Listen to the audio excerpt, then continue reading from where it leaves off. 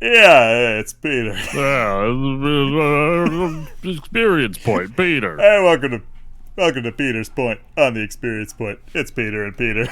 Welcome to Peter's Show. It's Peter Tuesday. It's Patrick Warbird Tuesday. If you can't tell, this is how we've been talking. It's the Tuesday Warbird. This is how we've been talking to each other the entire time we What were are you setting talking up. about, Peter? Hey, Peter, it's me. Hey, Peter. Peter Warburton here. Peter for Cusco. Cusco's Peter. I hope this never happens to him, but it's Patrick Warburton getting a stroke and confusing himself with his other characters. Oh no! Peter Croc over here. Where's the poison for Peter? I just realized that I said Peter for Cusco. Cusco's Peter. Which Peter being a euphemism A penis. for a penis. Yeah, if you didn't know, it's That's a penis.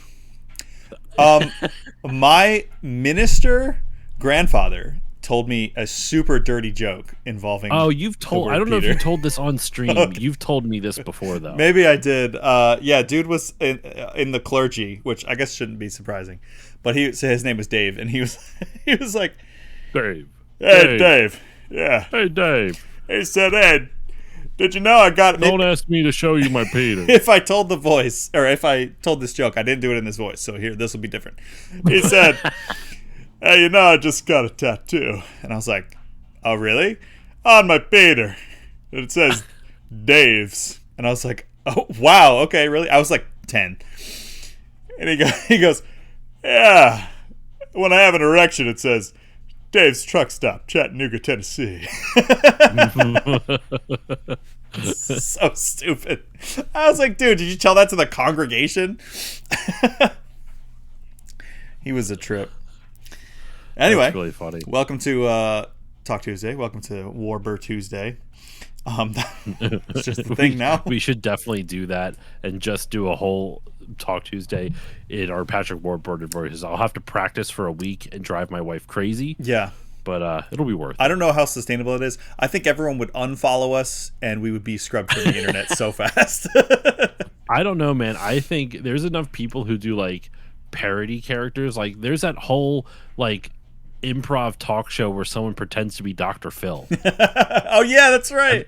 With the Right? like the bald cap and everything.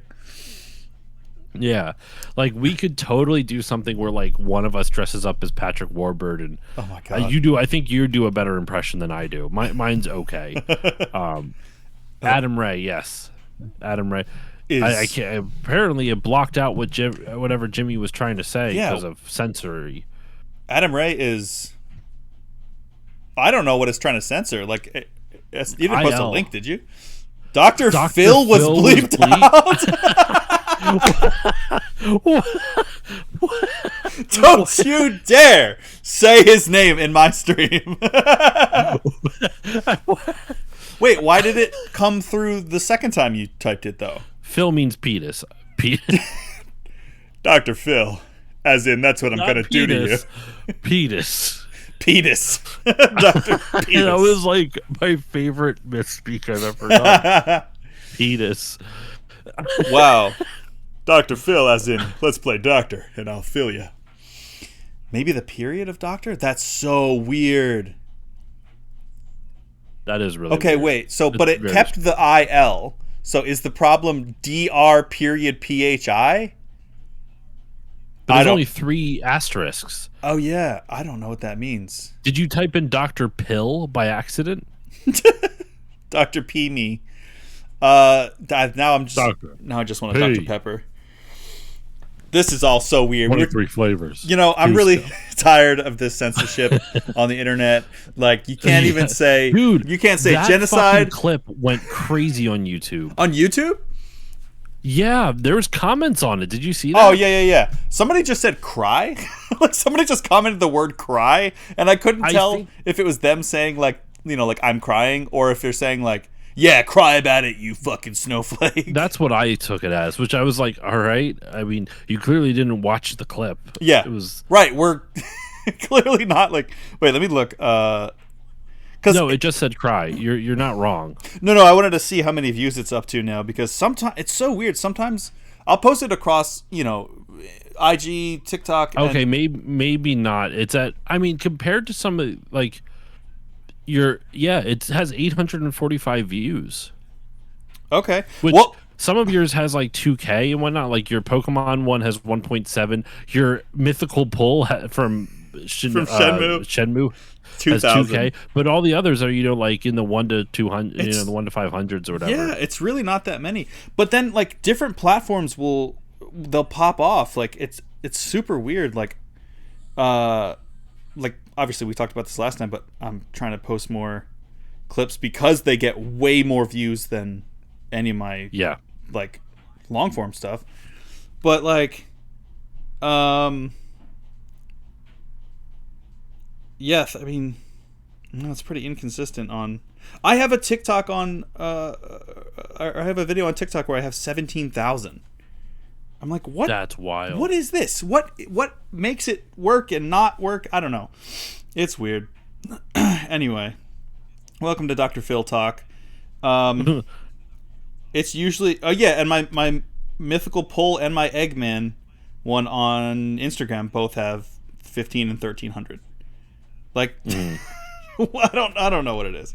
Anyway, 5,000 for the Lucario Dawson one on Instagram. If you want to know what I'm talking about, please go check out my Instagram.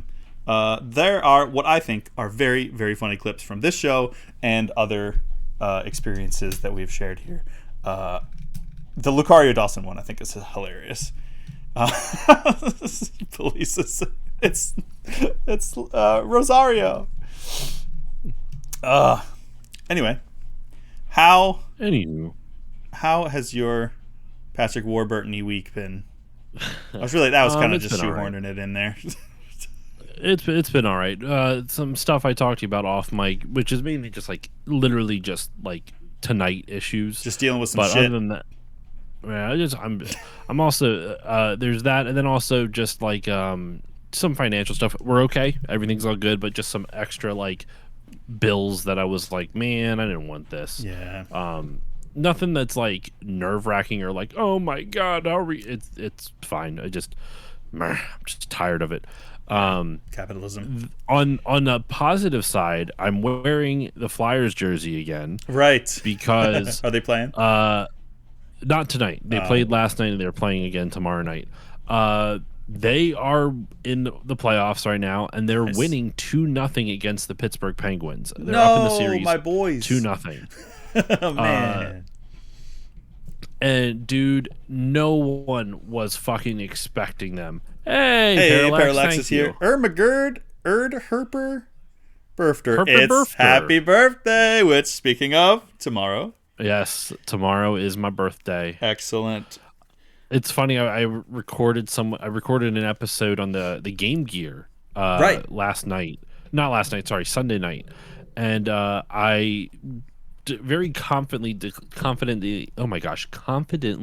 declared that I'd be turning 38. I did my math wrong. I'm turning 37 tomorrow, so I got a whole extra year of life.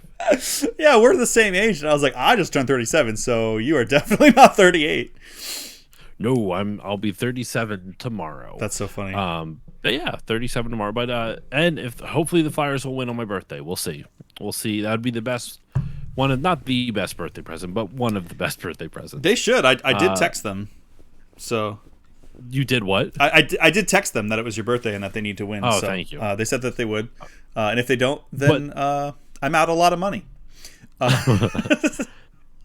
But no, they've been playing like crazy well, and what's been exciting about it for me is like the last time the Flyers in the playoffs, it was the COVID bubble.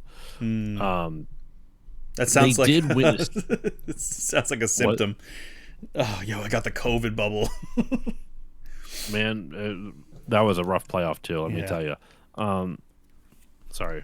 I don't know why I said like I was there or have any idea what you're talking about. That was a rough playoff. That was a tough one. Well, so back during the pandemic, the NHL, the way they continued on, they ended the season early because they ended the season in March when it usually ends in like mid-April, right?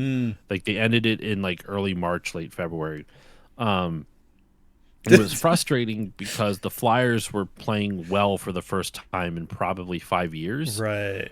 They were going through a rebuild. They had this coach named Alain Vigneault who was doing really well, like really coached the team to an exciting like style of hockey. It was really cool. And then COVID hit, and all the momentum. They were like the hottest team in the NHL, or one of the hottest. And then the COVID hit, and I'm like, God damn it! God hates the Flyers. Yeah.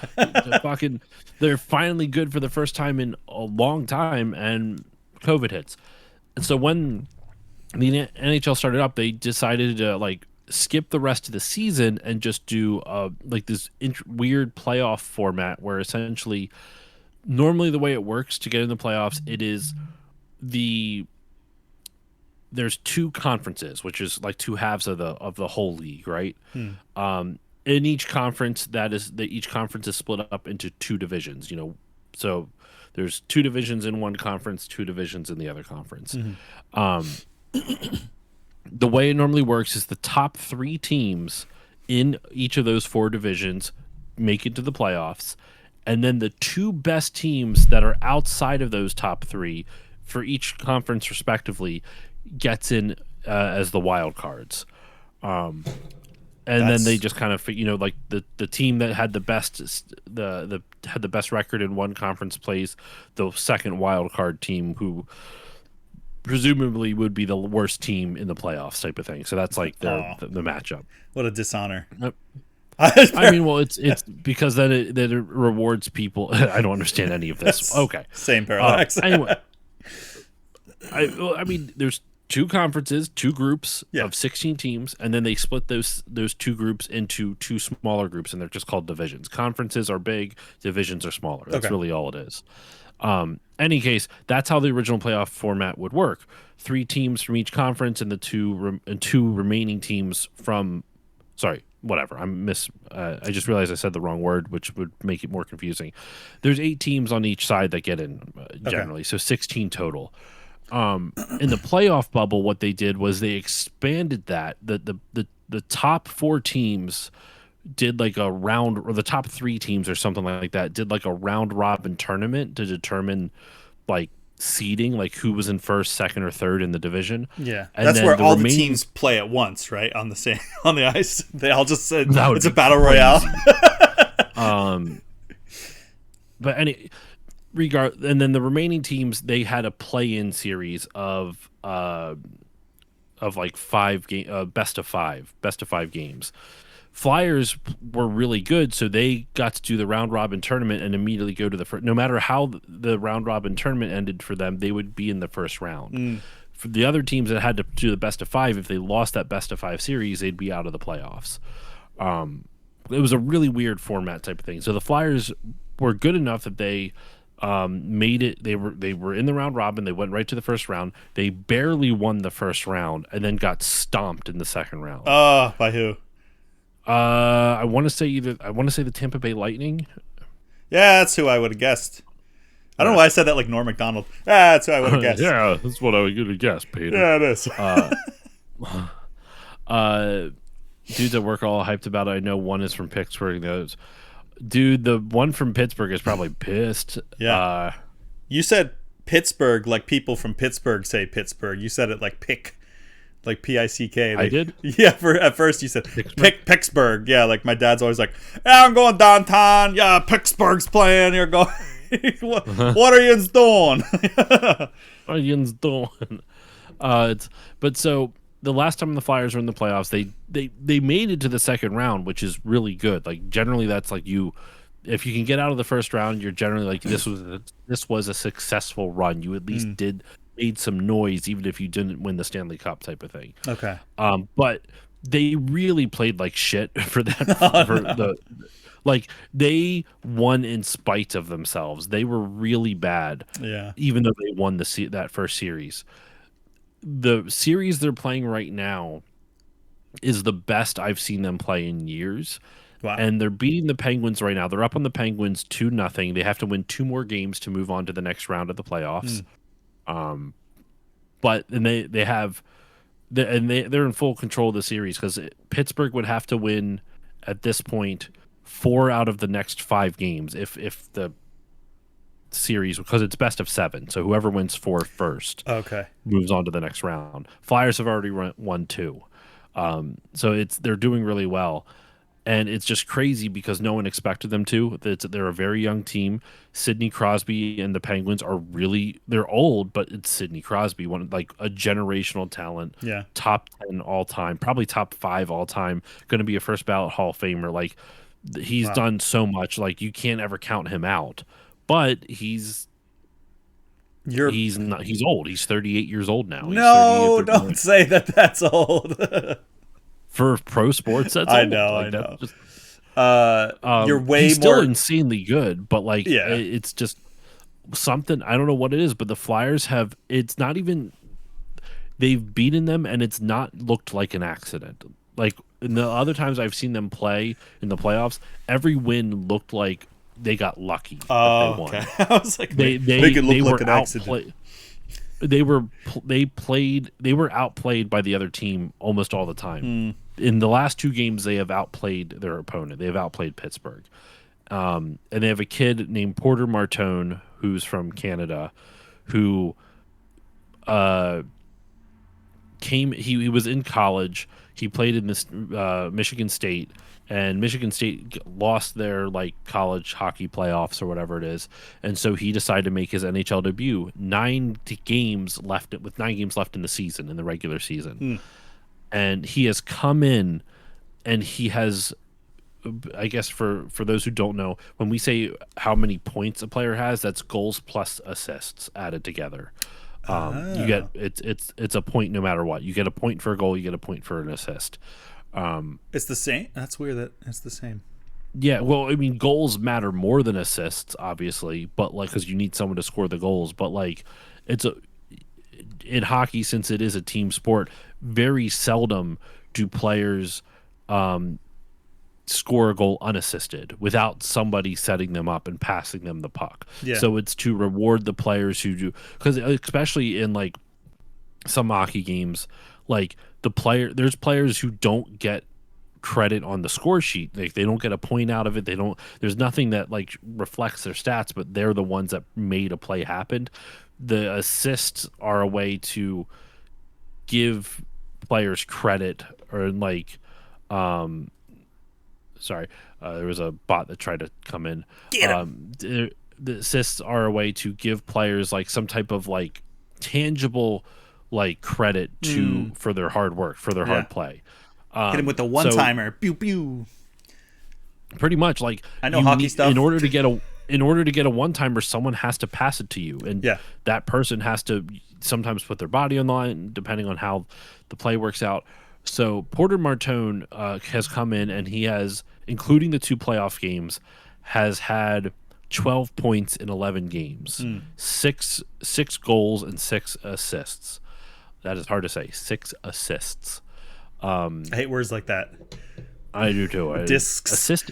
Desks. Assist is easy to say, but assists, like when you add the plural, Jesus Christ. Wasps. Terrible. But like, to put it in perspective, that's a point per game, like getting a goal and an assist on average over the course of a season is like expected for great players, for really good players. Now he's only done it in a small sample size, but the kid he's 19 years old. Whoa.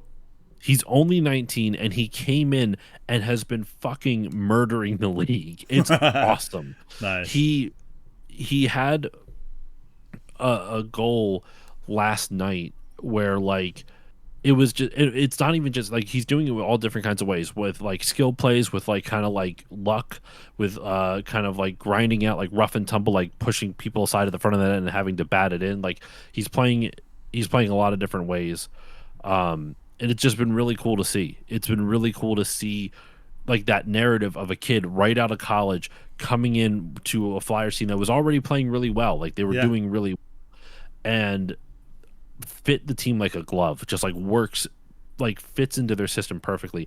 And what's even crazier about this Flyers team is that after the Olympic break ended and the NHL players stopped playing the Olympics and came back for the rest of the season, the Flyers had like a 3.4 chance of making the playoff.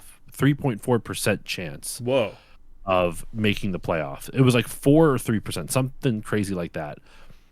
They were because they were like really far back in the standings. Okay. And they went on a crazy run where they won like 17 games, lost only 7, and Because this had kid one started? overtime one. No, and remember, this kid didn't start till 9 games left in the season. Oh, okay. So they were already streaking. So they were there was a 3 to 4% chance of them making the playoffs. Jeez. They go on that crazy run. They start going on the crazy run, and they're getting hot. And then on top of that, you add this kid who's this could be a superstar. We're going to find out next season for sure to see if he can continue this trend. But like, then you have him join the team and go up against their arch rival, the Penguins. You know, the Battle of Pennsylvania is a really popular, like, not just in hockey fans, but in sports in general. And has made an impact in playoff games, which is a lot harder. There's a lot more checking. There's a lot more like rough and violence and all that other shit. And he's still playing really well. And not only make an impact, but score a goal in each of his first 2 playoff games. Dang. And the Flyers are the only team in NHL history that with over 60 games of the regular season played, there's 82, so they had like 22 or less games left in the season or something like that.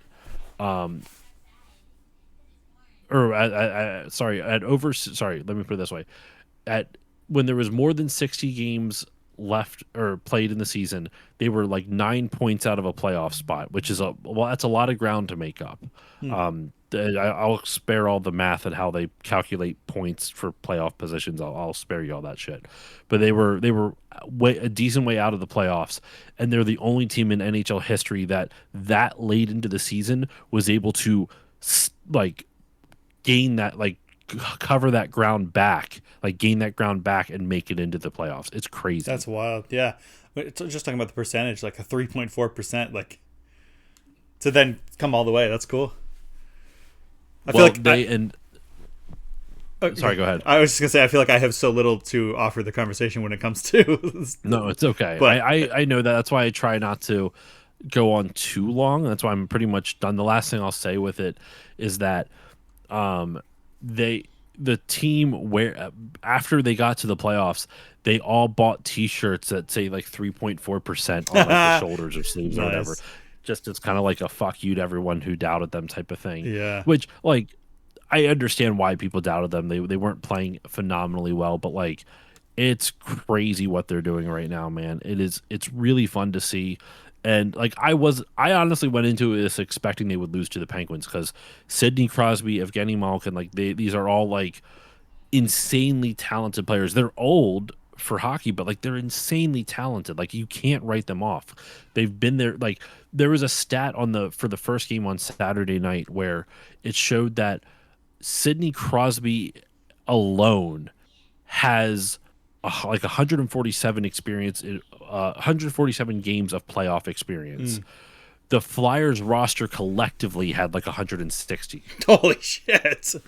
Like that's how much, like, Sidney has been to the playoffs numerous times. Yeah. And the entire Flyers roster, including their vets, have a total of like 160 some odd playoff games. And everyone knows that. Like I'm trying to think of that in like that's got to get into their heads when they're like getting on the ice with Sidney Crosby is like going to the X Games, putting your board at the top of the ramp and looking over who you're up against, and it's fucking Tony Hawk. Like, yeah, I gotta imagine they're probably like, holy shit, that's got to be terrifying. And the thing is that the team has set the veterans on the team have set the pace. They've basically, they're playing very physical. They are lots of checking, lots of hits. Lots of questionable things that like as much as people are going to be mad at them for, like every team does shit like this, no matter what. Like the one criticism that a lot of people have of the NHL, and I kind of agree with it, but I also think that this makes the playoffs more interesting, is that there's essentially 2 rule books. The rule book for the regular season, where they call the rules 60% correct. Okay. And the playoffs, they just to get maybe 40%. Whoa. Like they just let players play, and if violent shit happens, they look the other way. Especially a lot of it's because refs are scared. Like, imagine being in the Stanley Cup Finals, and it's like a cup decided Yeah. game, and you call a like a ticky tack penalty, right? Like something that, like, ah, man, like that, like, yes, it's an infraction, you could probably call it, but like, are you really going to call this in the Stanley Cup Finals? Like, come on. Like, Yeah, so they with just let them play. dudes who are like just swarming around you, like covered in pads at like 40 miles an hour with blades on their feet. Like, no, I'm good. Never mind. It's nuts, man. It's but it's just been cool. It's been really cool to see. Yeah, it's just been exciting, and I'm just seeing this. Like, the Flyers literally just posted this right now. Porter Martone is the first teenager in NHL history to have to have a game-winning goal in his first 2 playoff games. Wow. His goal was the winning goal, meaning what is it? The Flyers won 3-2 on Saturday, so he scored the 3rd goal. That was the winning goal, and then they won 3-0 last night. They shut out the Penguins, which is even crazier because the Penguins played better. It's just it's nuts. Like, I am nervous. I don't want to be too excited. They are coming back to Philly for the next 2 games. They beat them in Pittsburgh twice. That's even crazy. They beat Shit. it at the PPG Paints Arena or whatever it is. Yeah. Is this like, It's crazy. is his tear like a widely known NHL thing? Like, are all teams aware that this kid's coming in and like setting shit up on fire? I would say so. There's a lot of pundits are talking about it. There's also like just like I'll have to send some clips. Like, there's another player on the team named Owen Tippett who's like, I want to say he's like 26 or 27, maybe 28. He's still pretty young. Like, he's just about to enter his prime, or he just is starting his prime in the league. And he has had some games, like, there in the first game there was he passed the puck, and one of the Penguins players comes up to finish a check on him because, like, you can only hit people when they have the puck. And the refs are pretty lenient. Like, if you just pass the puck away, then the player might have another second to like finish his check, and like, even though the puck's away from him, you can still follow through and hit the person. Momentum on ice is probably hard to stop. I mean, they could, but like, the point of it is like, it's within the spirit of the hit. It's whatever. Yeah. That's and they're even looser with that in the playoffs. That's wild. You think they'd be more no, buckle down harder? They encourage violence in the playoffs. It's crazy. So this Connor Dewar, I think is his name. Dewar, I hardly know her. No, it's spelled. No, it's strange. How would you think his last name is spelled, knowing it's pronounced Dewar? If I had to guess, I would probably imagine Dewar. That's exactly it. Wow, oh, hell okay. Yeah. Yeah, I mean, you're talking to the champion of my 6th grade spelling bee, so... Actually, I think I got like 3rd place. You're talking to the 3rd placer in my 6th grade spelling bee. Oh, excuse me. But so Connor Dewar goes up to check Owen Tippett, and Owen Tippett just stands there, and Dewar just falls on his ass. Like, he doesn't even like. Tippett just looks down at him and then just skates off. Oh shit! The disrespect. Just like, yeah, he's just like, and he skates off so nonchalantly. Yeah, he's just like. I saw that happen in a TikTok recently. It was some woman was mad that this guy was fishing in a lake. I'm assuming he was allowed to be there, and she comes running up and tries to push him into the water, and she just like bounces off of him and falls on her ass, and he doesn't even move, and he just looks at her. He's like, "What? What's wrong with you?" Yeah, that's funny. But yeah, so and then Owen Tippett last night had probably the most. He didn't, and this is a prime example of why assists should count as points. So last night the Flyers played down a man. They were on the penalty kill. Pittsburgh had 5 skaters out. The Flyers only had 4. Owen Tippett, I guess, like it's called when the opposing team is on their end of the ice and they're trying to get over to your goalie. When your players are trying to kind of pester them and try to go after the puck, that's called forechecking. You're trying to you're most of the team is back in your zone or in the middle of the ice trying to like set up some type of defensive structure, but they might have like one player skating up on the other side just to kind of pester the team, make them make mistakes type of thing. Owen Tippett was doing that, and he's able to get them to make a mistake, and it's one of the craziest moves I've ever seen. He is skating up to the puck from behind the Penguins net, and he's going around the boards back towards his own net, and he's going after the puck, and another Penguins player is coming to meet him. And what he does is that he like kind of turns his back to the Penguins player to kind of brace for a hit that he knows is coming. And he's a righty, so he like kind of, how can I describe this with it? It's hard to explain without seeing it. He like, if you're pressed up against the board and there's a dude right behind you. Oh yeah. Oh yeah. Peter. Oh yeah, Peter. Get behind me. So he like hits the puck while his back is like, while he's facing the boards, the other player is like right at his back, and he hits the puck behind him and behind that other player who's like about to check him, like right behind both their backs. And he's able to squeeze out like right before the dude hits him. So the dude misses, and he's able to bring his stick around to the other side and catch his own pass. So like he like passed it backwards behind him and then kind of reached around and was able to catch on the other side. At that same moment, when he catches his own pass, another Penguins player is bearing right down the barrel, like going right for him. And then he dekes to the left to sidestep him and makes the guy miss. And takes the puck and just starts skating as fast as he can.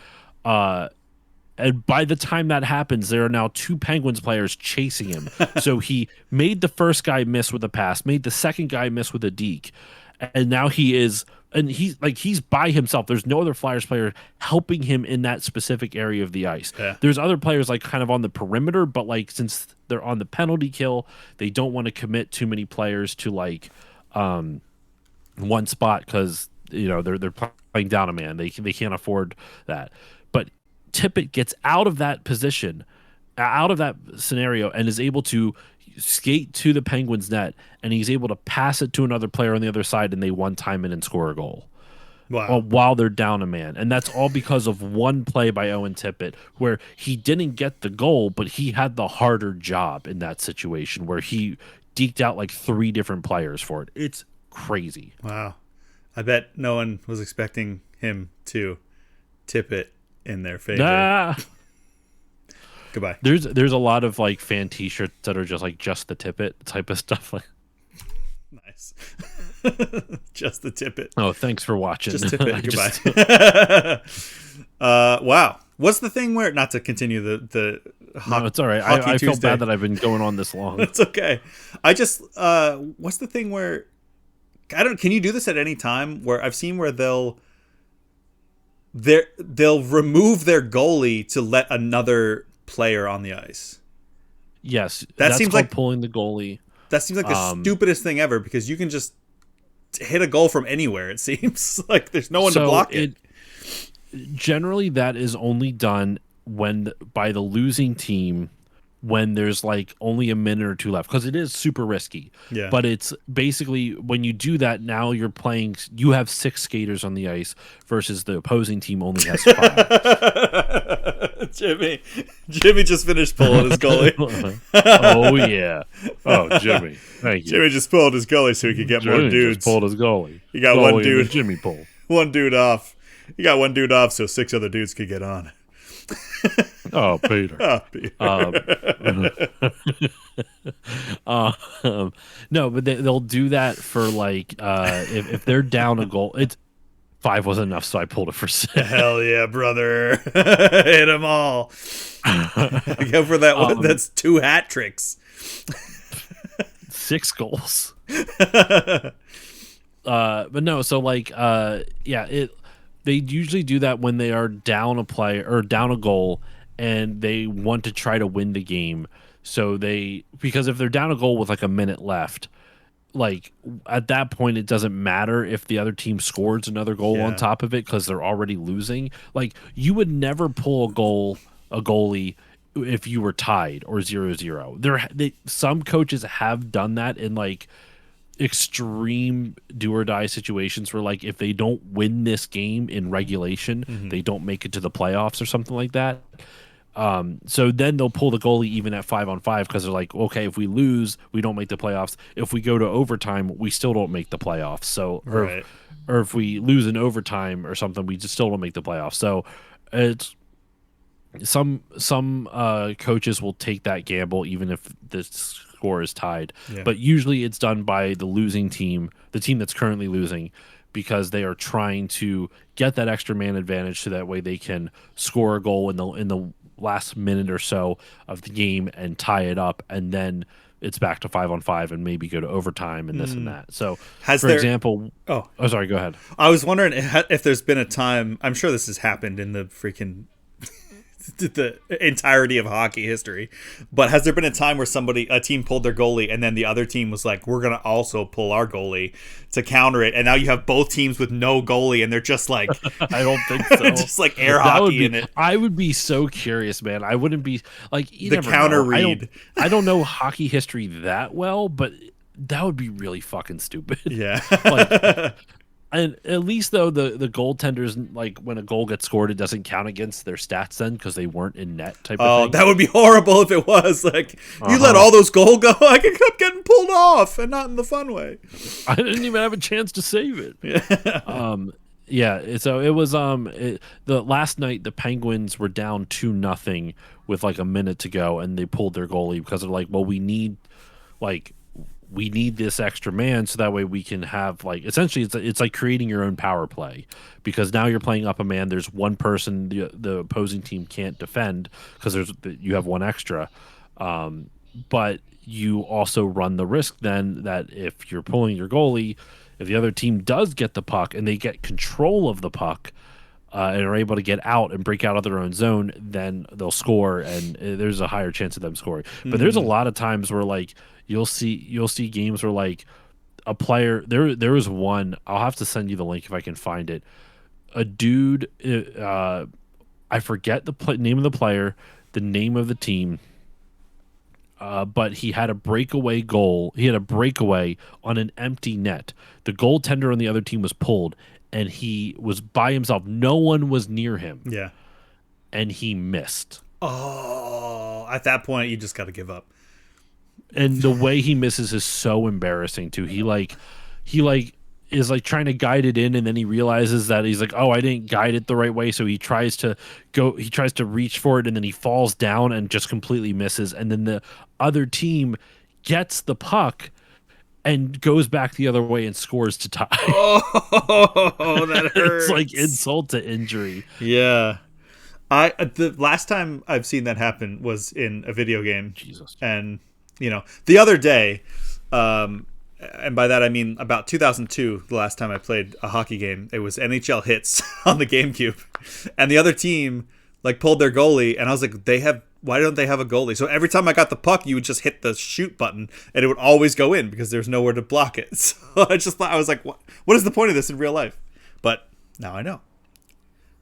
Yep, it's generally just as like a desperate last ditch effort to like score a goal and tie a game up. You see it most often in the playoffs because like even if you're down like 3 goals, like every game counts in the playoffs. Yeah.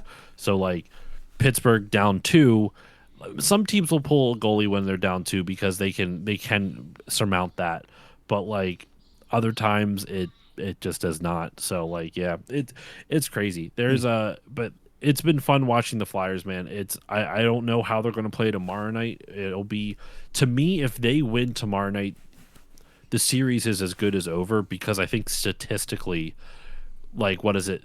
In the history of all sports, there has been like 7 or 8 teams across all sports, not just hockey, like across all sports, that have come down from a 3-0, like having lost the first 3 games of a series and then won the next 4 consecutively to win the series. There's always time to make history. Funnily enough, the Flyers are one of the teams to do it. Nice. Come back from 3. I'm curious now. How many teams have come back from 3-0? You said come. I did. I'm gonna have to see if I can find it, but yeah, it's there's not too many. It's crazy. Well, it'll be cool when they do it. Mark my words. Could you imagine? Well, Let's see, I'm curious if I can find it, but anyway, yeah, it's there's some crazy shit that has happened. It does not happen often at all, and the times that it has happened, it's like, yeah, it's crazy. it'll be funny is if you pull the goalie to get an extra player, and then like you can pull the coach to get another player, and then you can pull like so. There's no one. There's just all the rest of the team is like out of there. Like all the coach, assistant coach, and everybody. They're not allowed to do anything. They just all leave just to get like 7 or 8 players on the field, on the ice. Like how many people? Where can we cut corners to get people out of there to get more people on the ice? Side note: in the history of the main 4 big leagues in North America, with the NHL, the NBA, and baseball, because football doesn't have this. Football doesn't do series; they just do single elimination games. There has never been a successful comeback in the NBA. There's been a couple that got close where they were trailing 3-0, won 3 in a row, but then lost the 7th game. In the history of There's been one time in the history of baseball, and it was the 2004 American League Championships between the Boston Red Sox and the New York Yankees. And then it's happened 4 times in hockey. So 5 times in the history of the major North American sports, after going down 3-0, has the team that was down 3 games in the series come back to win it. It's only happened 5 total times. And 4 of those were hockey? 4 of them were hockey. Whoa, yes. That's kind of cool. A cool one was the 1942 Stanley Cup Final. That's there. Even crazier. Then it was the 1975 Stanley Cup quarterfinals, and then it didn't happen again until the Flyers in 2010, which that series too was super poetic, because they were down 3-0 in the series against the Boston Bruins, came back to force a Game 7, and then in Game 7 against the Boston Bruins, they were down 3-0 in the game, and then came back to win it 4-3, which also won the series 4-3. It was like super, like the way it mirrored is just crazy. Weird. I wonder if it's because the goals are so, like, it's so easy. Like, you can win a game with 1 goal. Like, yeah. That's why technically you could win a game with 1 run in baseball, but yeah. I mean, but I guess it's easier, like games that tend to have lower scores, like soccer and hockey, which those are the ones, if I am going to watch sports, which is very rare, I like games like that because it makes every attempt at a goal so intense, because it's like, oh my god, because they're so rare. Like that's why, like, I don't know, basketball and even football, like I just don't really care about, because it's like, oh, this team goes and score, like especially basketball, it's like this team goes and gets a net, this team goes and gets a net, this team goes, and it's basketball's hard for me. Yeah, same. Once you get up into like the hundreds of points, and it's just like you're watching, oh they scored, and it's just about keeping that up.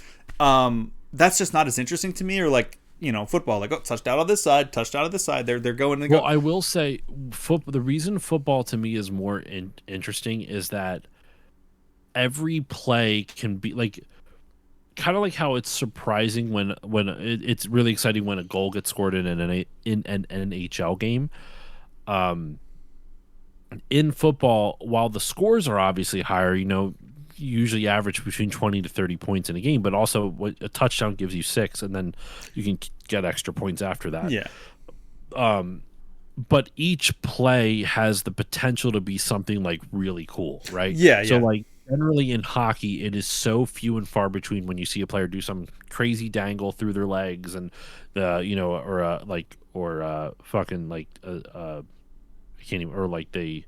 I can't think of the word, the term for it right now.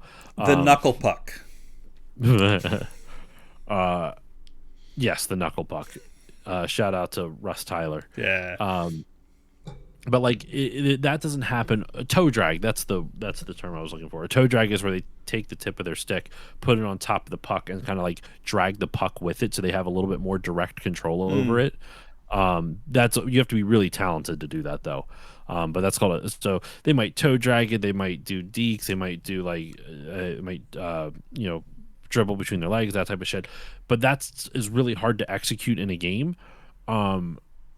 Versus like with football, or let me put it this way: football, it's also hard to have like one of those big plays, like when a running back, like it's super exciting in football when a running back breaks through the line of scrimmage and like runs for like 80 yards or something like that. Like that's very exciting because it doesn't happen often, right? Same idea with what is it? Like when a big passing play happens. So like football, I think it's a similar feeling because it happens in also infrequent, but where football, the score isn't necessarily that exciting. It's the individual plays that become more exciting because it's such a stop and go type of sport. That's what I like about it. Of the very little that I do end up liking about sports. Yeah. I like when it's like something super intense can change the whole game. You know, sorry, I'm just talking in chat with Keaton/Llama, who's watching like a deaf ghost. always watching Wazowski. Mike Wazowski. Well, one of these times I'm gonna hyperfixate about something for an hour to get you back for all this hockey sports shit. What are you talking about? I'm just kidding. I often do that anyway, and I am enjoying it. I'm just being antagonistic. Well, I appreciate it because like I sometimes I know I understand hockey's not everybody's thing, and I know I kind of ranted there for a while. It's just been nice to enjoy watching my home team again because it's been a very long time since they've been good at all. Yeah. And even this, I'm still not, I'm not taking it for granted. Like the Penguins could still pull this out in a win because it's Sidney fucking Crosby, a generational talent. But right now, man, the Flyers, the team, the defensive scheme as a team they have built up with their coach, Rick Tocchet, is just insane. Like it's stifling the Penguins. It is in the last two games they have not figured out how to kind of break through the neutral zone, which the center of the ice type of thing, like efficiently. They've done it a few times and they've had a couple like shifts in the Flyer zone where they've been dangerous and almost scored, but like the Flyers just like has stifled so much of their offense, and it's crazy because they have one of the best offenses in the league. So it's putting the rest of the league on watch. Like if the Flyers pull this off, if they win tomorrow night, then the series isn't over. But like from what I've seen with like the fucking like locker room interviews and stuff like that, the team is deadly serious about this. Like they know they haven't won shit, and which is crazy because when you have a bunch of young players, it's really easy for their emotions, young and inexperienced players, it's easy for their emotions to be like, yay, we're winning the games. Isn't this great? This is so easy. We're going to win forever. And they're keeping, from what I've been able to gather, they're very level-headed about it. Like they're like, we haven't won shit. Just because we won 2 games that no one expected us to win doesn't mean we're suddenly on to the next round, or let alone the Stanley Cup. So like they're very disciplined with it. So we'll see how it goes. We'll see what tomorrow fares. I almost don't want to watch it because I'm too afraid that if they lose, I'm going to be too sad. Yeah, and you can't be sad on your birthday. Yeah, and but it is my party, and I can cry if I want to. That is true. You can always cry if you want to, but especially on your birthday. I'll text them again and remind them, like, guys, you remember it's Josh's birthday today, right? He was wearing your jersey yesterday. I'm not going to wear it tomorrow, so I don't want to jinx it. I didn't wear the last game, and they shut out the Penguins. So I'm not actually that superstitious, but for some reason with sports, I'm not superstitious in any other part in my life. But like when it comes to sports, I'll be like, all right, the last time I wore this jersey, they didn't win, so I'm not wearing it again. Like that has any fucking bearing on anything. Like it's Well, when I played sports, I had as a kid, I had a superstition that it was this one thing that I would do every time, and and we would win every game. Do you know what it was? No, what? It was not play. I wish I was kidding, but like when I played soccer, I hated it so much. Obviously, like I wouldn't even try that much, but still, even not trying, you're still running for like hours, and it sucked. And I would just like not go. I would just pretend to be sick because my mom would want me to go to the games, and I would just be like, no, I don't want to. And so when I would play, we would lose, and then I wouldn't go, and we would win. And I was like, it's me. Oh no. So yeah. That probably started my, I don't even want to say hatred of sports, but I like the idea of sports. Like when the World Cup comes around or like the Olympics, I'm like, That's hell fun. yeah, this is cool. I think for me, what's fun about sports is one, if you have like a hometown team to root for, that's always helpful. Yeah. Like if you resonate with a team, like it doesn't even have to be hometown. If there's a team that you can, how can I put this? When teams get good, they usually have some type of identity as to like what they are, and it's kind of like a nebulous type of thing where it's like, for like the Flyers historically were the Broad Street Bullies. They were known for bullying the shit out of other teams and just being mean and violent and dirty and like just like nasty players you did not want to play against. Isn't that what they complain about? Isn't that what Flyers fans complain about the Penguins for doing though? They complain about Crosby being a whiner. Okay. Which at the beginning of Crosby's career he was a bit of a whiner, but like I also don't blame him. Like in one of his first games, he had like there was a Flyers player who was like an experienced like grizzled vet. I don't even remember. I think it was Darian Hatcher was the player, and he like elbowed Crosby in the teeth, and no call was made. He didn't get any like discipline. And Crosby's like, what the fuck? And so he, for a couple years, was whining a lot because playing in the juniors versus playing the NHL is very different. They don't give a shit in the NHL if people are cheap shotting you. That is wild to me. I can't even imagine that happening on. I mean, maybe it does. I don't know. Like in like the NBA or something, where like you're in like the leagues that are making millions of dollars per game, and it's like some back alley deal where the ref's going to look the other way when something happens, and you see a player go like by. A back alley deal. They just it's just the culture of it, which is it makes an entertaining product, but at the same time, it's a little problematic. You know, like it's like this weird thing. It's like I like watching the violence of it, but at the same time, I feel a little weird liking that because it's like there's people who have severe repercussions that their lives are never the same after events in contact sports. You know, it's crazy. But no, so Crosby growing up in the league, he was known as a little bit of a whiner. And the prime example of it, I don't know I think it might have been in a playoff series against the Flyers. After like a scrum, you know, where players are like face washing each other, putting their gloves in each other's faces and like fucking just kind of doing like, hey, why I oughta, like not a full on fight, but just kind of like ooh and a little bit of shoving, that kind of thing. One of the Flyers players' gloves came off and was on the ice, and when he went to go pick it up, Sidney Crosby with his stick just poked it farther away. That's so annoying. And, like a really dick unprofessional move like that, and like love watching a good scrum from my hotel cock chair. Yeah, scrum for me, baby. And when he's a scrum slut.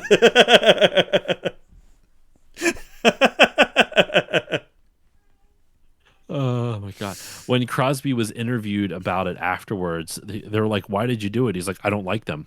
And he goes, "What do you mean?" He's like, "I don't like any of their players. I don't like a single one of them. I just don't like them." Like, and he wouldn't answer why he did it, other than he's like, "I just don't like them. Wow. You don't need to know anymore. I just don't like them." So he was kind of a little bit of like a passive aggressive, petty little kind of meh. Okay. And so I understand where that comes from, but yeah, that's where a lot of like the hate for Sidney Crosby amongst Flyers fans comes from. It's not just that he's good and he beats the Flyers like consistently; it's that he also whines while doing it. It's like the worst combination. Okay. Now, with that said, one thing I cannot stand that Flyers fans do all the time is they Sidney Crosby, they change his name as an insult to be Cindy Crosby, like being a woman somehow is like Oh, the biggest. It's just veiled misogyny, and I fucking yeah. hate it. I can't fucking stand it, and it's also fucking lazy. Hmm. You know, like why is the go-to insult?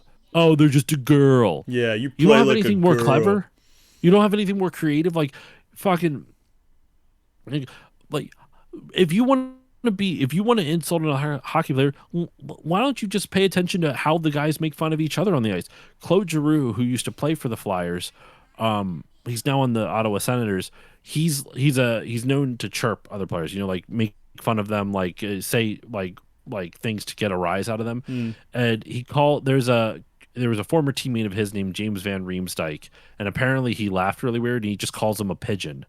And then he would do like pigeon noises at him whenever he was on the ice and shit like that. He's like, "Oh, you fucking pigeon, coo coo," stuff like that.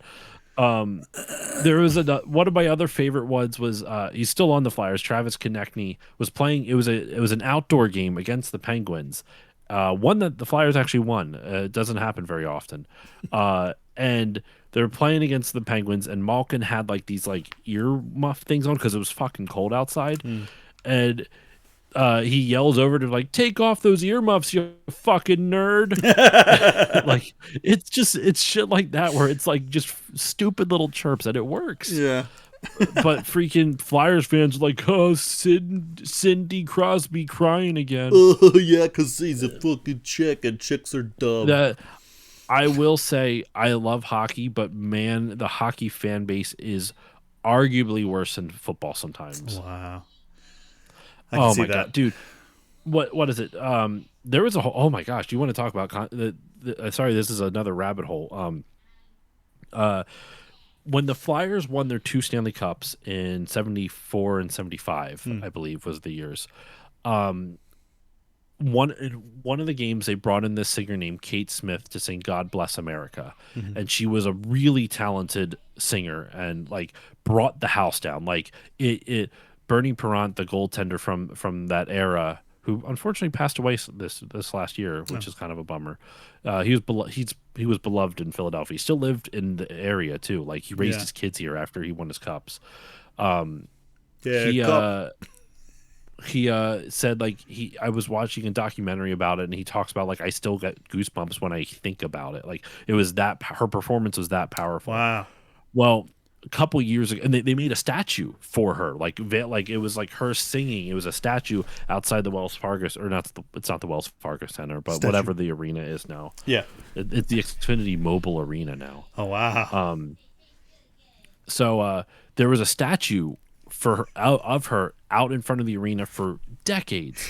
Yeah. Well, in 2018 or 19, it came out that like there was a video of her singing a super racist song. Oh like- no. Like, I mean, this was in like the 50s and 40s, mind you, because remember the Flyers won their cups in the 70s, and she was already fairly oldish in the 70s. So this was like That's me. in the 60s. Yeah, Yeah. I was wondering what's going on. That's a And, joke from last night. I'm hoping somebody gets it. I think it was it happened during the COVID bubble, right around the time of the George Floyd protests as well. Oh shit. So the Flyers took it down. They took down her statue, and that caused like I shit you not. Like 3 years later, there was still people being like, the Flyers are bad because they tore down the Kate Smith statue. Bring it back. Fuck it. Oh, like It wasn't racist. same people who are like, put those Confederate statues back up. No, like, and here's the thing. I'm of two minds with this, where it's like, I don't know if taking her statue down was really like the right call, because like her actions for that she was famous for were not racist. You know what I mean? Like singing "God Bless America" at the Flyers game. That's what the statue was for. It was what they. But at the same time, I'm like, well, she also was fucked up, but like all of our forefathers were too. Like, I don't know. I'm not saying it's okay. I just think it's a little bit more gray area than like the Confederate statues, which are very clearly like race. You know what I mean? Like they were put in place for racist purposes. They were made to honor racist people. Like there's nothing redeeming about them. Versus the Kate Smith statue was made to commemorate the Flyers Stanley Cup win, and so a part of the win that they felt helped get them there. That gave them this emotional, motivational boost. Yeah. So like I don't know. I'm not saying that I want it back. I'm not like dying on this hill. I'm just kind of like, well, I don't know. I'm just more neutral on it, I guess. Jimmy got the reference. I was hoping. Yeah, I think he'd be the only one who would. I told her the GameStop story last night. Oh jeez. I might have to tell it again. Okay. But yeah. Sorry, one last Flyers thing. This is very quick because I sent you a link for this off before we went live. Oh yeah. Every team usually has like a victory song, and the Flyers this year is "The Man I Need" by Olivia Dean. Oh really good. You were telling me I didn't know the song or the artist, but you said it's kind of like 80s. She's newer. Olivia Dean has become popular more recently, but "The Man I Need" is a really fucking good song. Okay. Yeah, you said it's kind of cool. Like 80s, like 80s soul. I don't know how to describe it. Yeah, I like the instrumentation sounds very 80s, but like the actual like music feels very kind of soul. It's good. It's really good. Nice. But yeah. But yeah, that's all I got on the Flyers. What I was trying to say earlier when you were talking about like it's hard to get into sports, I think for me what I find interesting is when there's like storylines among like in the sport. Like that's what keeps people coming back, right? Yeah. Like where it's like you have like, you know, whether the Flyers, you know, they had that 3% chance of making the playoffs. They go on a crazy run. They bring up this kid who's like a fucking star with 9 games left, and he's like fitting the team like a glove. And like they get to the playoffs. They're underdogs in the playoffs, and now they're up 2-0 on the Penguins. Like it's a great story right now. Who knows if the story has a happy ending or not? But yeah, as of right now, it's a great story. Well, it's cool. Jimmy that's what's fun about it. Be giving out happy endings from his scrum chair, or receiving happy endings. Or receiving. Hey, nice. Wow. Yeah. Well, welcome to. Oh, right. Of course. Yeah. No, Jimmy just watches. Yeah. Jimmy's giving himself happy endings after he pulls his goalie.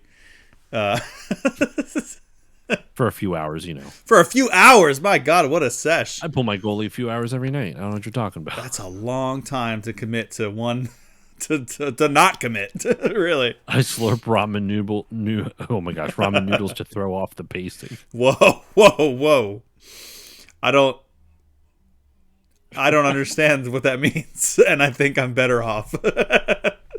Oh my God. Anyway, what have you experienced? I've been going on for over an hour about hockey. Well, this is now a hockey podcast.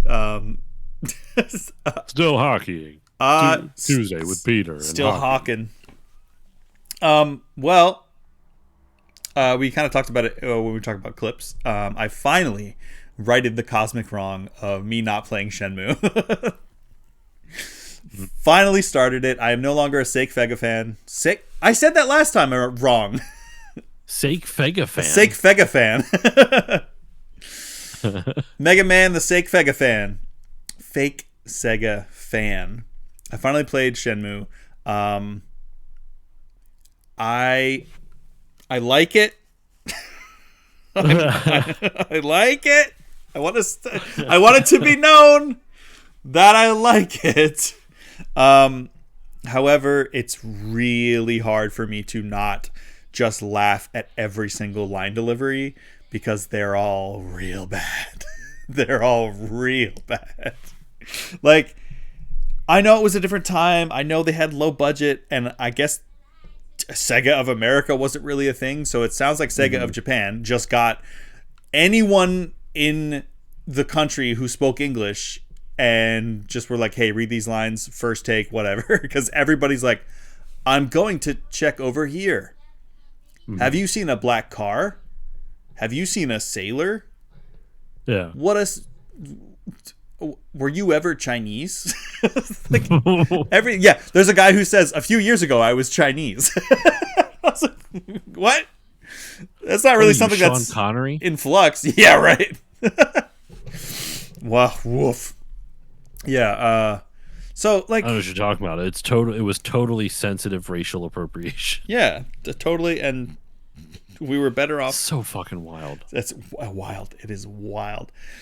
It definitely made the movie better. Totally. It's my favorite one. Whichever one that was. You only live twice. That's what I was gonna say. Yeah, I don't know. I was saying this when I was playing. I was saying this when I was playing this. I don't. It is There's a small part of it that's charming. Like maybe 40% to the 60% of it's kind of taking me out of enjoying it as to the fullest. I think if I switch the dialogue to Japanese, I will adore this game. But I also know that these janky ass voice lines are kind of part of the charm and the legacy of this game. Like people kept talking in my chat when I was playing, like all these like kept quoting all these legendary lines from this game. Like a few years ago, I was Chinese, and I experienced that guy, and I experienced that guy. That's the only way I can talk about. The only way I can describe how I reacted to that part. I don't know. I'm gonna give it another shot. I didn't play it last night for Main Quest Mondays because I played something else, which I'll talk about in a second. And there's a reason why I didn't. I'll give it another shot with the English, but I kept, and somebody pointed out, like, you know, I was kind of MST3K'ing it a bit, and I don't know if that was necessarily doing the game any favors, nor was it doing my enjoyment of the game any favors. I mean, you can't help it when the voice performances aren't that great. Like, Yeah. I'm sorry. Like, I don't think anyone should judge you for making fun of, I was Chinese 3 years ago, or whatever it was. Yeah. And it's just like, I don't know. I don't have any nostalgia for it, so like, I know that's a big part of it too. So I'm not sure. I'm going to give it another chance. I'll try to take it a little more seriously, although I know I'm probably going to fail. But I don't know. There's also a world where I just switch it to Japanese, and maybe I'll know what the delivery of those lines reminds me of? Fucking House of the Dead 2. No, freaking what's that cartoon with Tuesdays coming? Did you bring your coat? What? You know what I'm talking about? No. Oh my gosh. Shit, it's really funny. It's right up your alley in terms of the humor too. Okay. Oh my gosh, it's gonna drive. I feel like Jimmy's gonna know. Yeah, it's Tuesday is coming. Did you bring your coat? And then the guy, it's this weird like hand drawn animation with stick figures, and this random guy's like, "Tuesday is coming. Did you bring your coat?" And the guy replies, "I live in a giant bucket." What is this? Don Hertzfeldt? That's what it is. Thank you. Oh wait, really? Yeah, Rejected. My spoon is too big. Yeah, that's exactly Oh, what it is. wow, okay. It's the long version of it. Don Hertzfeldt, like, my spoon is too. It's all the different like Rejected commercials. Yeah. My anus one of is bleeding. My anus is bleeding. Yeah. Yeah. My anus is bleeding. Yeah. And they're all thank like, you. wow. Okay. I guess I don't know that one. That's it. It's in the same cartoon where it's a dude just holding an umbrella. It's like, Tuesday's coming. Did you bring your coat? Yeah. And after he goes, I live in a giant bucket. The other guy goes, wah! And his eye starts to like expand and explodes. Oh my god. And blood like So pours out or stupid. whatever. Uh, Or no, not his eye. Sorry, there is a giant like boil that appears and grows. It doesn't explode. It grows arms and eyes and just starts going. Rah, rah. Oh my It's god. really fucking weird. Sounds like Pustulio from Invader Zim. Wow. Yeah. So I I played Shenmue. Did you see the gacha clip that I posted? No, actually. Oh my god, it's hysterical. Gaze upon Postulio! I knew Jimmy would get one of these references. Postulio. I think I tried watching it and I didn't understand what was happening. Okay, so basically I found like there's Shenmue is just like a time. You had a gotcha machine. I saw that you got Eggman. No, Eggman was not the first one. No, I got Tails first. The second one. Tails first, then Eggman, and I was like, okay, what's happening? And there was like only a couple seconds left. I'm like, all right, I don't know what's going on. Oh well, you stopped right at the best part, because I was like, it was a Sega gotcha, and I was like, oh cool. Let me, because like it's like a time capsule of a game. Like you can go around and go to these old school shops and just everything's so lived in, and it just feels so real. You could buy drinks from vending machines and play gotcha, and so I found a Sega gotcha, and I was like, oh my god, this is so cool. And I turned it. I got Tails, and I was like, oh cool. And then I got Eggman, and I was like, or no, I got Tails, and I was like, come on, Bark the Polar Bear, because that's my favorite character, and he's also so obscure. He's only in one game, like technically two, but he's only playable in one game, which is Sonic the Fighters, and he was original character for that game, and no one ever knows who he is. And I was like not expecting this character to show up. Guess who I got after Eggman? It's fucking Bark the Polar Bear. It was awesome. All right. Yeah, I lost my shit. I was like, you gotta be shit, man. I was not expecting him to show up at all, much less like pretty soon after. I was like, yeah, give me Bark the Polar Bear. And then I got him. And yeah, so God tier pull, mythical pull. I like it. I'm enjoying it so far. It's very slow. It's I thought it was going to be a lot more fighting. And I even knew it was slow going into it. And I'm like, wow, okay, so in the like 3 hours I think that I played, I got into like 3 fights that were like maybe 4 or 5 quick time events in a row. Like I haven't even gotten to like a fight, because there's like a whole, it started as a Virtua Fighter adventure game. So you would like get into like actual fights, and apparently at some point you will, because you have like actual fighting combo moves and stuff. But most of the time, if you get into a tussle on the street, some guy's coming at you trying to grab you, and you just press circle. Get into a tussle on the street. See? Yeah, we're getting into a tussle. It's gonna be a real knockout, drag out fight. God, I want to play Cuphead again. You know what's funny? You know why old timey news like people spoke like that? But that's not how they spoke in real life. Really? It was because the microphones, apparently they could only, like, they were not the microphones we have now, so like the range of audio, like the range of frequencies were much more limited, so they had to like kind of speak in a specific way. And it's kind of like, wow, it's kind of over here, see, it's all over kind of the same. I heard that from someone that I believe is knowledgeable, but it was also in a hockey podcast, so I'm going to corroborate that. So take that with a slight grain of salt. Okay. But I kind of believe it. Like, it sounds believable to me, right? Like, the microphones weren't as good as we have now, so they couldn't pick up the lower end frequencies or the higher end frequencies. So that's why, or at least not the microphones that they would buy for like broadcasters. Maybe like singing, like singers, they would do different ones. I don't know. But anyway, little fun fact there. Yeah. Well, potential fun fact. Yeah, if it's true or not. Yeah, I don't know how that would affect like the cadence. Huge if true. Yeah. Anyway, yeah, so it's a really cool time capsule of early 80s or like late 80s Japan. I think it's 86. And I'm enjoying it. But I was going to play it again on yesterday.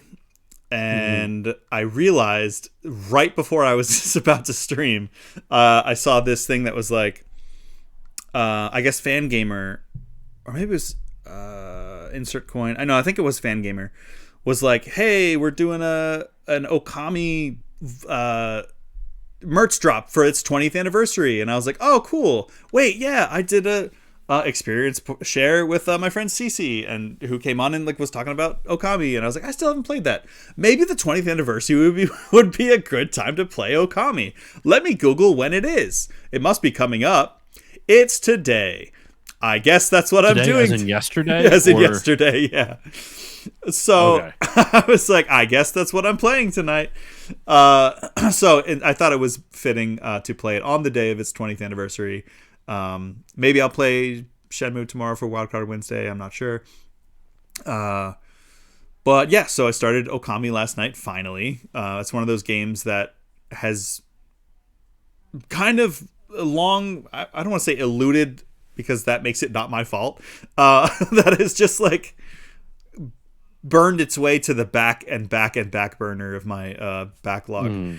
For what reason, I don't know. Because it is cool so far. I like adventure games. The aesthetic is awesome. Another, It's kind of a Zelda clone, and I don't mean that derogatorily. I was, I'm shocked at how Zelda-y it is. I was like, they took a lot clearly from, because I think it was a couple years after Wind Waker. I was like, this feels like a lot. I mean, well, if it's the 20th anniversary, it's 2006. Yeah. Wind Waker, I want to say, was like 04 or 03. I think Maybe it was 04. I thought it was I'll look it up real quick. 04, but then it's also like a couple years before Twilight Princess. So 2003. Oh, 2002 in December of Japan. Or December of Japan. What the fuck was that? In 2002 in Japan, December 13th, 2002 in Japan, March 23rd, 2003 in North America, and then in May for Europe and Australia. Wow. Yeah, so I was like, oh, yep, super Zelda-y. Another slow start, really slow start. I feel like I barely did anything, and I played for like 3 hours last night. So, dude, my biggest criticism of that game, if you continue playing it, it goes on way too goddamn long. I remember you telling me, yeah. I like it so far. Definitely enough like it long. I do like it long, and I do like it hard. Oh yeah. So, and I like when Jimmy watches. Gaze upon Pustulio. We should just change, Jimmy. You should change your username to Jimmy Coom instead.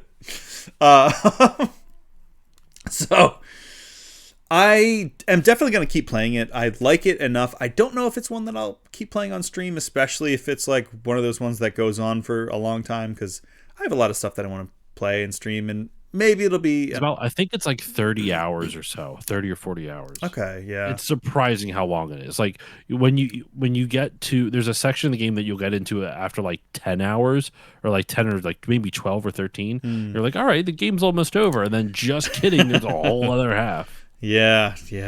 I don't know about that.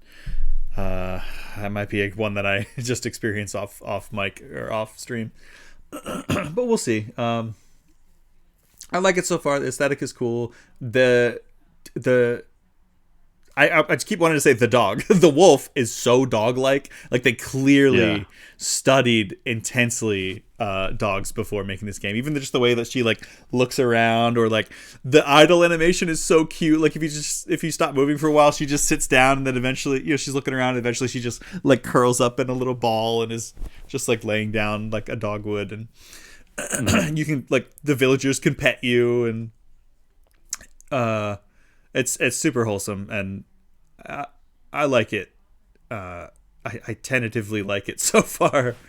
I need to get a new Joy-Con though. Like holy shit! Like anything I was not enjoying from last night was because my Joy-Con has super hardcore drift, and I wanted the motion controls because I thought that was cool to like actually use, somewhat a facsimile of using the brush. Now there is a section later. This doesn't spoil anything. This is not a spoiler for the story. But because you're like kind of like a god reincarnated type of thing, right? Yeah. There's a section in the game where using your celestial brush, you meet this kid who's like a storyteller, and he wants you to draw like a symbol so that way when he kind of plasters your symbol around, people will know it's you, type of thing. Okay. So you can. I drew a penis, dick and balls. Right, I think he's all. And I did that as a joke. Yeah. And probably you'll do it and then you'll forget about it. Yeah. And then you go to a city about like 5 or 6 hours later, and it is covered wall to wall with your symbol, which once again, Wa- mine was a penis. Wall to wall, dick and balls. And there's another thing where you have to wear like a Oh take no. like a veil or something like that. It's not a veil, but like a piece of cloth that like Yeah. goes over your snout, Yeah. and it's your symbol. So you have this dick and balls just draping over your nose, flapping Wow. in the wind. Schlong hanging, just dangling in the Oh, wind. it's so good. And what's even funnier, I guested on my buddy's podcast, Shane and Chris over at the Retro Hangover podcast, and when I to talk about Okami, and Shane brought up the fact that he did this, and I went, "Oh my god, you did the same thing I did." I think, and I have to go back and listen to or to watch the episode, and if this isn't the case, Cece, I'm so sorry. I think Cece was telling me that that's what she did too. It's probably everyone's it's first. a rite of passage. You just gotta draw dick and balls on this. Oh my god. Yeah, I might be remembering that because that's what you told me, but I will be on the lookout for that. I will draw something cool. I don't know what that'll be, but that's so funny. Wall to wall, so dick and good. balls. Wall to wall, dick and balls. Yeah, I can't believe that game's 20 years old. Like, I was saying last night, I was like, if you had asked me, I probably would have been like, yeah, probably 15. No more than 15. 2006. Well, I have a theory, and it's not really based on any like actual research, so take it with a grain of salt. But like, I have a theory that like game design has stagnated a lot, and not necessarily in a completely bad way, but I would say in the last like 20 years, game design has stagnated to the point where it's like games that are 20 years old don't always, excuse me, don't always feel old, because we're talking about mid-aughts. Like if you're talking about 25, that's early PS2, and there's still some weirdness there.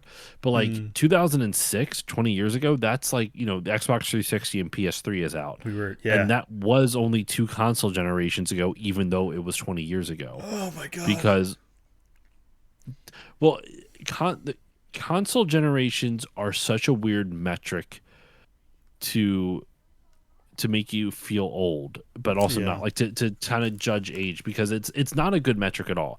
Because for the first half of gaming, from pretty much like almost the Atari 2600, but basically the NES up until like the 360 era, PS3, Wii, that type of thing, you would have a new console every 5 years. Like, think about this, right? Between the NES in 1985 and 2005, so 20 years. Let's do this in 2 20-year batches, right? 85 to 05, 05 to 2026, so 21, whatever. You had the NES, Super Nintendo, N64, and GameCube as Nintendo's home consoles in those 25 years. And technically the Wii, because the Wii comes out, like the Wii I'll count under both, because like it'll count as for the last half and the first half, because it came out in 2004. I thought it was 6. Something like that. It's 2004 or 6, something like that. Actually, yeah, it is 2006, because I'm going to be doing an episode on the Wii later this year. So the first 25-ish years, you had 5 Nintendo consoles. You had 3 PlayStation consoles. You had 2 Xbox consoles, just because it was brand new. And then Sega had technically Master System, Genesis, Saturn, and Dreamcast, as well as, if you want to count the CD and 32X, that was 6 systems over the course of 15 years from Sega. Then that's not even counting handhelds, where you have Game Boy, Game Boy Color, Game Boy Advance, Nintendo DS was also in that first 25 years. Right, yeah. The Sega Game Gear, and the PSP came out around the same time that the DS did. So, like, you take all of those consoles, like that's a lot of fucking consoles in a 25-year span, in a 20-year span. Then you take the second half of the year, right? The second half of that. You have, once again, you have Wii, PS3, and Xbox, but you only have 2 more iterations of the Xbox and Sony stuff. You have PS4 and 5 and Xbox One and Series X. Versus that's the same amount of consoles that PlayStation had prior to that with PS1, 2, and 3. And PS1 started in 1994. So in 10 years, you had PS1, 2, and 3 come out approximately. I know I'm being a little generous with that. But even in the handheld market, we can't count the DS. That happened before like my 2005, 2006 cutoff. Yeah. But you have the 3DS and the Vita, and that's it. Those are the only handhelds. Nintendo did have the Wii U, and Switch, and now Switch 2, which is the most they're the only ones that seem to have some level of consistency with bringing out a console every 5 to 6 years. But even that, the Switch to Switch 2 was 2017 to what, last year, 2025. So it was like 7 years, which is longer for Nintendo. Like, what's interesting about games what's interesting about console generations is that due to increasing prices and game time turnaround and all this other stuff, console generations are longer now than they ever have been. Games are more expensive to make than they ever have been. So because of that, game design has stagnated, and that's why Okami still feels pretty fresh overall, with maybe some pacing issues here and there. There's a lot of games from like the PS3 era and like the Wii era and even late PS2 that still feel good to play, minus the graphics being outdated. Depending on the game, I don't think Okami looks bad at all. No, but like, yeah, I don't know, man. It's interesting because like, think about that. Think about like Okami's 2006, like we said, the Wii, the PS3, the Xbox 360 is 2005, 2006 ish, right? Think about those early the early graphics from the PS3 and the Xbox 360. Halo 3, Uncharted 1, shit like that. Yeah. Subtract 20 years, you have the original Super Mario Brothers. Right. Well, we were talking about you add 20 years to that, and you have what we have now, which, don't get me wrong, does look better than early PS3. Yeah. But not by the same margin. Yeah.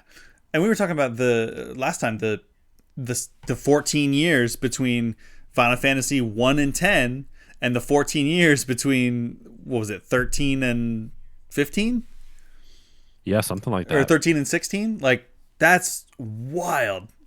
I also was like, Jimmy and I were talking about it last night, like just looking at the aesthetics of Okami. Like, this was back when like big studios, like, this is a Capcom game. I mean, yeah, Clover made it, but it's Hideki Kamiya, for God's sakes. It's a Capcom produced game. They weren't afraid to be experimental and fun and weird, and probably because it wasn't as expensive as it is now. Like, I feel like the major studios are not being very risky. Because it's a huge risk. It's more, and not even accounting for like COVID and chip shortages, and now with like, how expensive like storage is for computers. Like, I know because you're looking into video cards, I'm sure. It's everything's so fucking expensive. Yeah, but yeah, it's gonna get worse before it gets better. The AI bubble is gonna burst eventually, and it's because it's like you already know, because fucking what is it? Did you heard about like OpenAI closed down Sora 2 or whatever? Yes. Their video AI app. Yep. And they closed that down, and Disney pulled back from their investment. They divested their 100 billion and got so it's clear like the bubble is like no one wants it. Not enough people want it, I should say. There are people who want it, and they're fucking idiots. Yeah. But it's so weird though, because sorry, I don't want to interrupt you, but no, it's okay. Last night I was just like scrolling on TikTok before bed, and I came across this video that was are you familiar with like Star Wars Shadow of the Empire? Sorry, 1 second. My wife walked into my daughter's room, and I don't know why. That was weird. I am How dare you? Yes. Okay. Well, I just don't know what was going on. I didn't see her crying. I was worried I missed something. Oh. Anyway, so yes, the N64 game, right? Yeah. So it was, I think, based off of a book, if not a book, then comics. but somebody using AI made like a 15-minute long like mini movie about Shadows of the Empire, and I hate how good it was. It was excellent. And I was watching it and I was like, I can't, like, are they using old footage? Because it looked like it takes place, I think in between, I forget if it's 4 and 5 or 5 and 6 of the original trilogy. And it looked like it was shot in the late 70s, early 80s. Like, it looked like the old school Star Wars aesthetic, and the music. And I was like, how did they edit this? And then I realized when the characters were talking, I was like, oh, God damn it, it's fucking AI. I didn't realize it at first. I was like, this is an awesome edit. And then by then I'm like 5 minutes in, and I'm invested in the storytelling and the writing, and the cinematography is great. And I'm like, oh my God, yeah, it's so cool to see like Prince Caesar, who's like this antagonist of the Shadows of the Empire story. I'm like, oh, cool. And then I just saw like Kurt Russell show up, and I was like, wait, what is this? Like, there's a young Mark Hamill and Carrie Fisher, and even fucking Billy D. Williams as Lando shows up. And I was like, this is really good, and I'm so mad. And I legitimately got like really depressed afterwards. I was like, it's right at that level where more and more people are going to get fooled, and it's going to become so oversaturated that I don't know what the next step is. Honestly, not to bring back something that like you clearly did not resonate with, but I think that's why Angine de Poitrine is like blowing up right now. I've been enjoying them more. Yes, yes. It kind of is like the same. I think you even said it happened to you the first time you watched them. You're like, "What is this?" Yeah, and then it grows on you. Yeah, it's really weird. I just kept thinking about it, and like they're just so weird, and like again, like going back to like Okami and the experimental nature of it. I think it's not that I thought Okami was like a protest video game, but like I feel like we're going to start seeing a lot more like really wild swings with media to like overcorrect with how homogenized, AI is going to be. I've fallen for stuff too. There was a dude who, because the thing is I'm torn with it, because there's some people who use AI to augment their creative ability. For example, I found a video on Instagram. I haven't blocked the dude because he didn't do anything wrong. He was upfront about using AI, but I was just kind of like, he did a song about the Mighty Ducks. Okay. And it was really catchy. It was like a pop punk like type of song where it's like the triple deke wasn't a deke at all. It didn't work for Gunner Stall. Like it was really fucking good. What is it? It was all about D2 the Mighty Ducks. So it's like the Mighty Ducks are red, white, and blue, the United States of Kenny Wu. And it's like, it worked pretty well. Speaking of Knuckle Puck, Jimmy says, check out the movie. Oh yeah, Good Luck, Have Fun, Don't Die. I've seen a trailer for that. I'll see just about anything with Sam Rockwell. So that was good. The song. Oh, are you talking to Jimmy? Yeah. About the movie. Yeah. But yeah, you're talking about with the song. I liked it a lot. I shared it on my Instagram story, and then I realized after, because like the dude's lip syncing didn't match up to it, and I'm like, oh, he wrote the lyrics and then put everything else into AI. Got AI to write the pop punk stuff, probably. Just fed the lyrics into an AI and have it like put out the vocals and everything. And I was bummed because I got fooled. Like, it was really good. Yeah.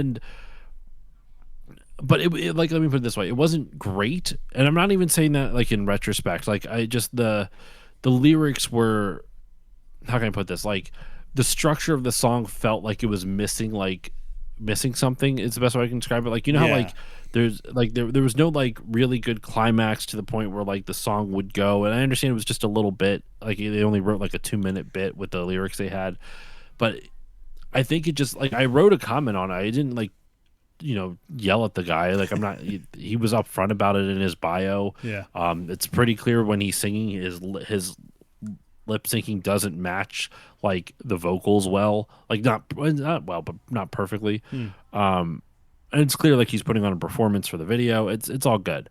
But I was just like, I just commented. I was like, man, like didn't realize this was AI, and when I did, it really just was a buzzkill because it just Yeah. like. And I think the thing that's frustrating is that I do think there are people out there that might have like a creative idea, but they don't have the funds or the means to see it through for all the things. So, for example, this guy wrote the lyrics, but he didn't have a musical bone in his body in terms of like the music side or the singing side, right? So, I don't know where like. I know I don't like that AI was trained off of stolen work and stole artists' work to train it, but this guy augmented something he did that genuinely was creative with writing the lyrics. Um, but then he used other people's like something that was trained off of stolen work to make the other half of it. So I'm like, Yeah. I don't know. Like I I don't know. know. There's no like it's frustrating because there's some times where it's like if you are a game designer, right, and you want to make a game, but and you do as much as you can with the artwork that you have, but like you need someone who's an actual good artist to like uh maybe do like portraits or something like that, like pixel portraits of your characters. But you can't afford a pixel artist because it's expensive. Like justifiably so. Yeah. They you know, they put their time into learning a craft Hmm. and they should be compensated for it. Um just like I've asked you like for stuff for like the show. I'm like, hey, what would you quote me on this type of thing? Like, I don't, like you have spent literally like over a decade of your life practicing graphic design. Yeah. So like, it's something that like you've put your time into and you deserve to be paid for the skill. Um, and so I understand that, but like if you want, but like, what is that person supposed to do? Just not create the thing that they have in their mind? Like, you know what I mean? Like I like, but at the same time, like yeah, because you're stealing other people's work. Yeah. You're stealing work from other artists and this and that. But at the same time, like it has the. But then that's one less person who would have created something that they couldn't because like maybe that was the one last roadblock. And then it gets into the debate of like, well, how much of it can be AI versus not? Like that dude who did the song, I would say 80% of that was AI. He wrote the lyrics, don't get me wrong, but the Yeah. AI did the vocals and the music and all that other stuff. There was a game I reviewed where 90% of it was made by the indie game dev. He made all the pixel art. You could tell that the landscape was made either by someone somewhat inexperienced because it was kind of like awkward. So Hmm. maybe it was generated by AI. I don't know. I don't think game AI was that advanced back when I reviewed this. I don't think it could have done that back then. I don't think there was AI for the games, but he did say in his credits there was some AI done for some of the portrait art for the characters. There's some AI use, and so it's like he like 80% of the game, probably 90% of the game, he made himself, and the last 10% just because he couldn't afford it or was on a crunch for time, he used AI. And so I'm like, I don't know what the right answer is anymore because part of me was like, okay, that's a minor use and you're upfront about it, and like you made everything else yourself. That's pretty cool. But at the same time, like that could have that could have been work for an artist. That could have Right.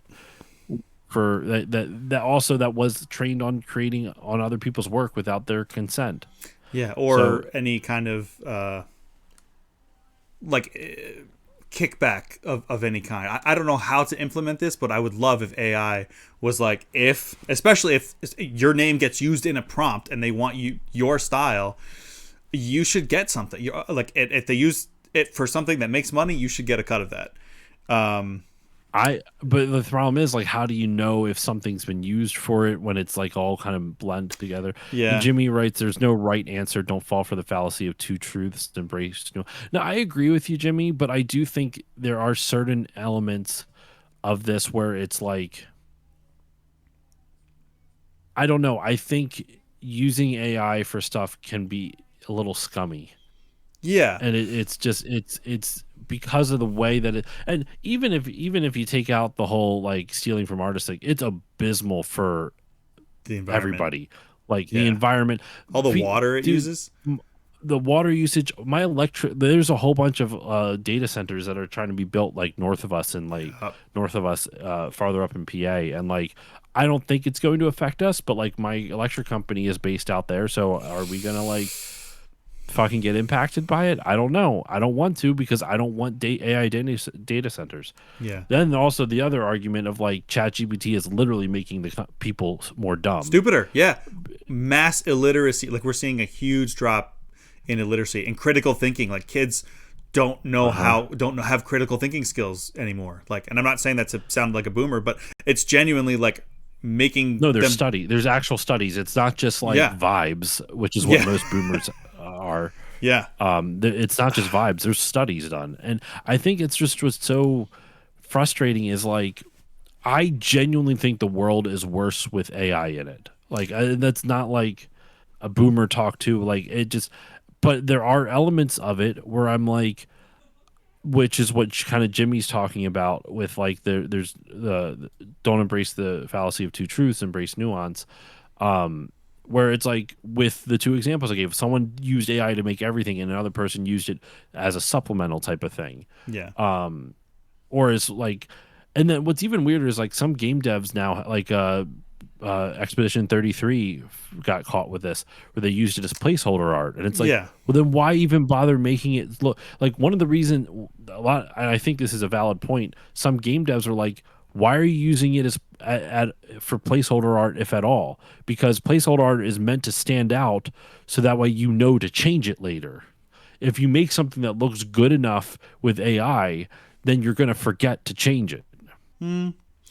I guess I don't really fault them for that, aside from the energy usage, but like because they didn't like they use it to speed up a labor intensive process and then went back and removed it. So that's where I'm kind of like, okay, so, or something like, I think it's, I don't want to say it's okay, but where I have more leniency for it is either like at the very beginning of something to make the starting the momentum easier, laying the groundwork of something that then you go back and, or the like the very end of something. Like if you just need like some kind of I don't know, just like a little tightening up of something at the end, or like, you know, code or something where it's like, you know, find my mistakes, you know, like there's software that's not AI that can do that kind of thing. But overall, like I think until it is not as detrimental to the environment and to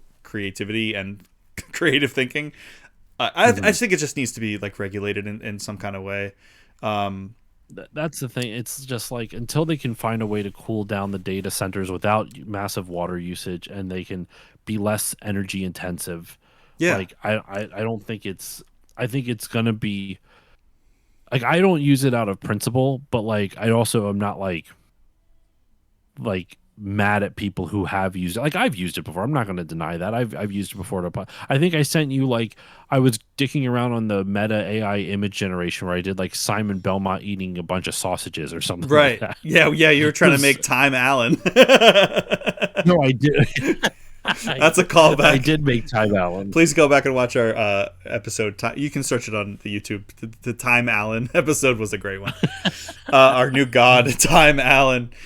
Yeah, I use it all the time because when you Google anything, it does it automatically. So, or like I'll go into the AI mode of Gemini sometimes if I only do it if it's something I need an answer for, something that is too specific or like that wouldn't come up with anything on regular Google, which happens all the time. But even then, you still have to be careful because it does get shit wrong a lot of times. So you have to check the source where it got it from. Yeah, that's another thing. Yeah, and I don't know. I don't know what the future looks like for it. It's my company that I'm working for now wants to use it a lot. I can only say, and they're good about like, they're like, use it if you want to. We're not going to force anyone to use it or to not. Or to, you know, like use it if you want to, don't if you don't, like we're cool with that, you know, as long as you get your stuff done. I can only say for me, and this is a really small case scenario, I don't know if this is sustainable, but for the individual person who, like for me, I was like, man, I really need I would love like an intro song or an outro song, something to play at the beginning of my streams, or just something that's just like I want to make like a sizzle reel and post that, and I'm like, I need music or something. And so I flirted with the idea of like, oh, maybe I do AI for this because I'm not musically talented at all. And I was like, no. And the way that I solved this, again, this is just for me, and not everybody's going to have connections like this, but I was like, hey, my cousin makes music. My cousin Ryan Walters, who was on for our Gorillas Experience Share not too long ago. It's so weird saying his full name because he's always just been Ryan to me. He makes music, and I was like, yo, do you have any projects coming up that need graphic design work? Because I have a project that I need music for. So why don't we just live every conservative's socialist nightmare and do like a skill trade? And I'll do design work for you, and you can make a song for me. And he was like, that sounds awesome. So we've been working with each other for a little bit now. He has sent me a couple of versions of a song, an intro song, and to see it like develop over time, it's been really cool. Like it's going to be I'll just tell you right now, it's very mid 90s Sega, bright blue skies, like, like it could have been on a Sega Saturn, track. Like if this is a deep cut, but there's a game called Bulk Slash on the Sega Saturn. That soundtrack, it's good. It's real good. It's like a mech shooter game. Okay. But the soundtrack is bangers front to back, and it's just got that really cool, like intense Sega. It's just, I imagine just like bright blue skies over an ocean, like Virtua Fighter, in some ways F-Zero. But yeah, like that kind of stuff. So I'm working on a track with him. I'm doing some design work for him for his like a personal project that he's, trying to get off the ground. And that felt to me way better than using AI. So obviously I know it's not going to work for everybody, but I think if you can, I think this is really where we should lean into what can you do? What can you bring to the world that you can, trade, or, if it's just like, hey, make me a song and I'll like cook you dinner, like, obviously Make me a song and I'll cook you dinner. One dinner is not, the same as, or if you like, I don't know, whatever your skills are. I think we should lean into that more, and it also helps. With connection. That's easy to say, but like for example, like with my show, right? Best I can offer is exposure, right? Unless I pay you. Like, and I'm sorry, exposure doesn't pay the bill, so I don't ever I'm never going to begrudge someone being like, nah. Nah.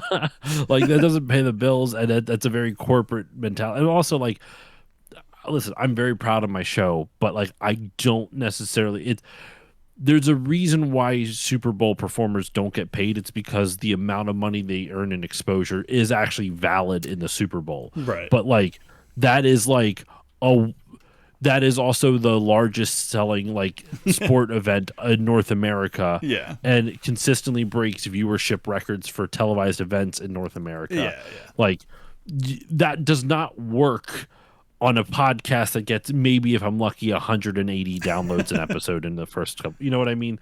Yeah. Like, I will say it's been cool seeing, like, I'll periodically go to like friends, like social media pages, and I'll see some of my podcasting pals who've listened to my show follow people. Like I'm pretty sure my buddies over at the Experience Point follow you, Andrew, on Instagram. They do? Not the Experience Point. You're the Experience Point. I'm sorry. No, my buddies over at, God damn it, why am I blanking on the name? It's Play Along Podcast. Okay. Yeah. I just got a follow from them, and I was like, oh, cool. And I saw that, either you follow them or they follow you. I was like, oh, cool. But looking at mutual followers right now of just the Experience Point, right? What the Famicom, which is actually they're Philly based. Oh, nice. Where are you at? Obviously, our friend Sissy Jones, which I haven't talked to her in ages. Yeah. Side Questing Podcast, which eventually became my buddy Eric in the Unlockables, but he just didn't follow you on his Unlockables account. Play Along Podcast. I would assume New Dad Gaming as well, because I know they follow me as well. So I wonder if they listen to the show. I don't know for sure, but like there's people on here. Too Vague Podcast, which I know the host of that, Ben. I've never been on his show, but he actually asked me to, and I said yeah, and then he never got back to me. That's beside the point. Cool. But like that type of shit, like I know it has actually gotten you some followers, but that doesn't equate, once again, that doesn't equate to money. That doesn't equate to anywhere near close the value that your art or anyone else's art would bring. So like I'm in a weird situation, and this is not woe is me. I'm very grateful. I work within what I can, but like I can't always afford what I want to do, which sucks. But it kind of is what it is, and I refuse to use AI because I don't. On a personal level, I feel like it tells the audience you don't care. Yeah. Like if you don't care enough to learn the skill or pay someone who has taken the time to learn the skill, why should I care about what you have? Now, I do think there, once again, like Jimmy was saying with nuance, that there's a game I played. It was, and I meant reference it on the episode. It was I'll have to look up the name of the game because I cannot remember it for the life of me right now. It was a couple of years ago that I did an episode on it. I'll look it up while we're talking. But they were like, there is nuance to it where like there are some games where it's like, okay, like I may not like that you used AI, but 90% of the game was you. So like I don't know exactly how to feel about that either. It's driving me nuts that I can't seem to find it. I will definitely find it as soon as I can.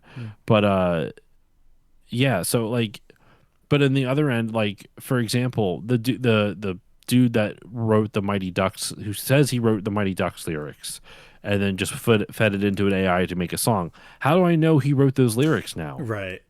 I know, and I Like, hate that you have to question everything now. You know Sometimes what I mean? it's still pretty easy to tell. Like I get copy from clients all the time that I'm like, wow, this is just your first pass through ChatGPT, and you glanced at it and we're like, yep, make me, this is what we want in the ad. And it just sounds so, it's always, there's these tells, like not just X, but Y, or, the M dash, the overuse of the M dash, or lists with little emojis at the point of each list, or, like they have to have like a mic drop at the very end. Like, and as for me, I'm going, or like, yeah, I can't stand that language, and unfortunately, people are getting better at hiding it. Yes, they are. Yes, they are. It's very frustrating at times. Yeah. It sucks because like I don't begrudge someone using it as like a supplemental thing. I may not like it, but I'm also not gonna like be like, oh, you. But at the same time, it is still like kind of theft and also like energy usage. Yeah. So it's just the whole situation is just shitty, and I cannot find this game. I'm really trying to find this game, and it's driving me up a wall. Can we just can AI just take away all the like mundane shit so that people can create more? Like it feels like it should be used for the shit that like humans shouldn't have to do, so that we can like rest more. Like I don't know, maybe that's naive of me, but like I just think about like, this is a phrase that I've been seeing. Grand Soul Story. That's the name of the game. Grand Soul Story. Oh. Sorry. And wait, what game was this? I was trying to the game that had like the AI portraits. Oh. Everything else was handmade, but yeah. Those they got for the individual character portraits they use AI. Yeah. But sorry, finish your thought. Well, I just like I've been seeing and consuming a lot of like and unfortunately a lot of these things are AI, but like I see TikToks all the time that are like fruited your arrow aesthetics, or like solar punk. I love solar punk as an aesthetic, and I'm like, we could have had this. If not for corporate greed, we're technology is insane right now, and we could all not have to work, and we could just like create things. I don't know. Mm-hmm. Maybe it's naive of me, but like, why can't we have that? why can't we have that future? The future we were promised. I do think there's also an element of like, if everyone can do that, then it makes it less special. Everyone can do what? Create. If everyone is just able to create all the time and not have to, it does devalue almost essentially. Like, I think it's another harm of AI, I guess. Like, if everyone can just do whatever they want, then what's the value of the art form at that point? If everyone can just do it, you know what I mean? Like, well, it would still be everyone's individual. Like, what everyone can create individually would be what. But they didn't. I think the thing with AI that bugs me is that it's not creation. You are ordering off a menu. Yeah. That's the best example I've seen of it, where it's like there's a chef behind the scenes that was trained on a million other chefs without them without them being paid for the training. Because normally when you go to school to learn something, you learn under other people's tutelage. Mm-hmm. You pay them for it. Yeah. For learning that skill, so to prove that you can do it. But there's a chef that trained under 1,000 other chefs without the other chefs knowing or being compensated for it. It just he just watched them like a perv from his cuck chair, his sous, and then his sous chef. And then you go chair. into the restaurant called Sora. Yeah. And you say, I want one video of Link slapping his own butt with a sword. Wow. And then that spits out, and you're like, I made that, even though it was some dude who just stole everyone else's skills that actually made it, and you're passing it off. Like, you aren't making anything when you use AI for something. You are ordering off of a menu and then saying you did it. Can I tell you something really weird? I don't know why I went with Link slapping his own butt with a sword, but go on. So it's actually about that. There's a non-zero chance that very soon you will be playing a video game where Link can slap his own butt with a sword. The sword, yeah. Did those chefs upload all their stuff to private companies on public ungoverned service? Not advocating, just pointing out the symptom versus the cause. Well, here's the thing, though. Yes, but the thing is that they weren't the companies that the chef in this instance didn't work for that company. It was from a separate company, right? Like Meta, like when you upload stuff to Instagram, you give Meta approval to use your image how you want it to be used. Then when you signed that license agreement, AI was not a thing, though. When you agreed to use the service, AI was not a thing. So I understand legally you have no grounds for it because you signed in perpetuity for them to use your whatever you uploaded, whatever type of stuff uploaded to the private companies. However, it's a bad faith argument to say, well, that you should have known that they would have been able to make this magic wand that just takes all your stuff and regurgitates it and uses it for other things, right? Like, you knew what they were going to use it for in terms of like maybe using it for advertising, maybe using it for marketing and stuff like that. But now it's being used in a way that other people can just steal your work without actually know, like, you know what I mean? Like, it is a good point, Jimmy. That is a very good point. It like we uploaded the chefs did upload their stuff to private government, but some didn't though. Like what about like the people? What about like Miyazaki and shit? Right? Like people. I remember there was that whole thing where like you could like Studio Ghibli-ize yourself. Like he didn't necessarily do that. Maybe his companies did. But like he hates AI. He would never want that. Like he's on record as being like very anti-AI. Super. Like it's a valid point, but I do think there's an element of like the theft of it is just it is hard to describe in anything other than a gray area. But I do think people that claim like I made something with this, you didn't. You ordered off a menu, but you were able to create the menu too. Like you told the chef exactly the type of food you wanted to make, and the chef went and made it. And you can be as vague as you want, as I want a peanut butter and jelly, or you can go, I want a peanut butter and jelly with the crust cut off with whole wheat bread on one slice and white bread on the other slice and crunchy peanut butter, while also the jam has to be blended into a spread. You know, like you can, with AI, you can either be as vague as just I want a sandwich, or you can be as specific as like how you want the sandwich constructed, but you still are just ordering off a menu at that point. Like you're telling the chef what to make. You are dictating to the chef to make what you want what you want made, but you still did not have the skills to make it. The chef that stole all those skills does. Yeah, if that makes sense. And I also don't want to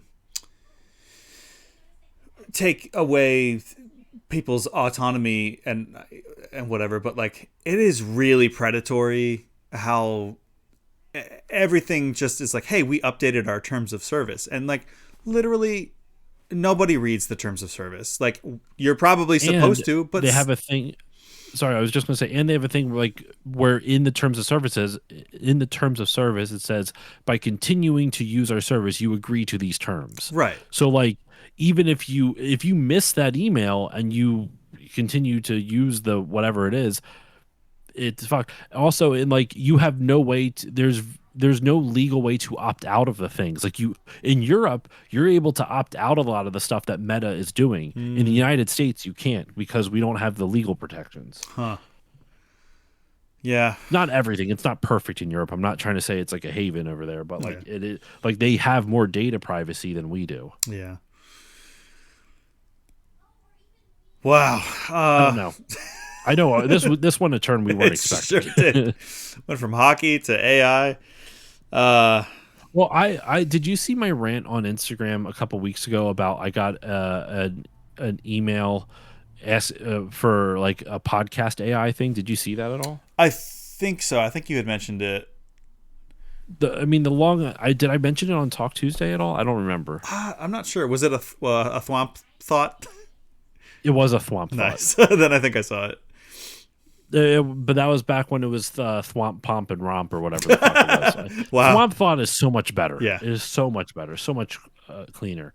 Yeah, and it sucks that you had to use AI to come up with that title too. Yeah, right. But basically what the gist of it was that there was a company that reached, not a company, like someone at a company, I guess, it reached out to me saying, hey, if you like use our AI, it can generate questions for you, like for points you might have missed. Like if you're listening to it, it'll like generate prompts and things to engage in conversation for you.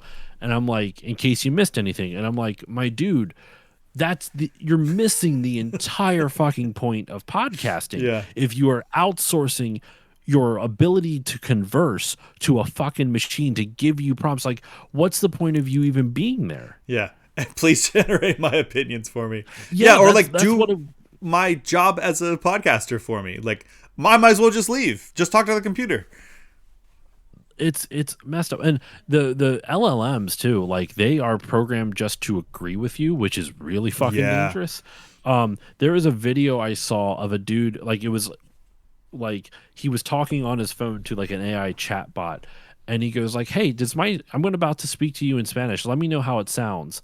Oh yeah, Can yeah. you tell me if it sounds good or not? And he says, "Hi, my name is John." He doesn't say "Hola, mi amo" or whatever. You know, I can't speak Spanish. Mi amo Juan or something like that. He goes, "Hi, my name is John, and I like to parasail." I that's not what he says at all. Yeah. Whatever. But he speaks it in English, and the chatbot's like, "That was great.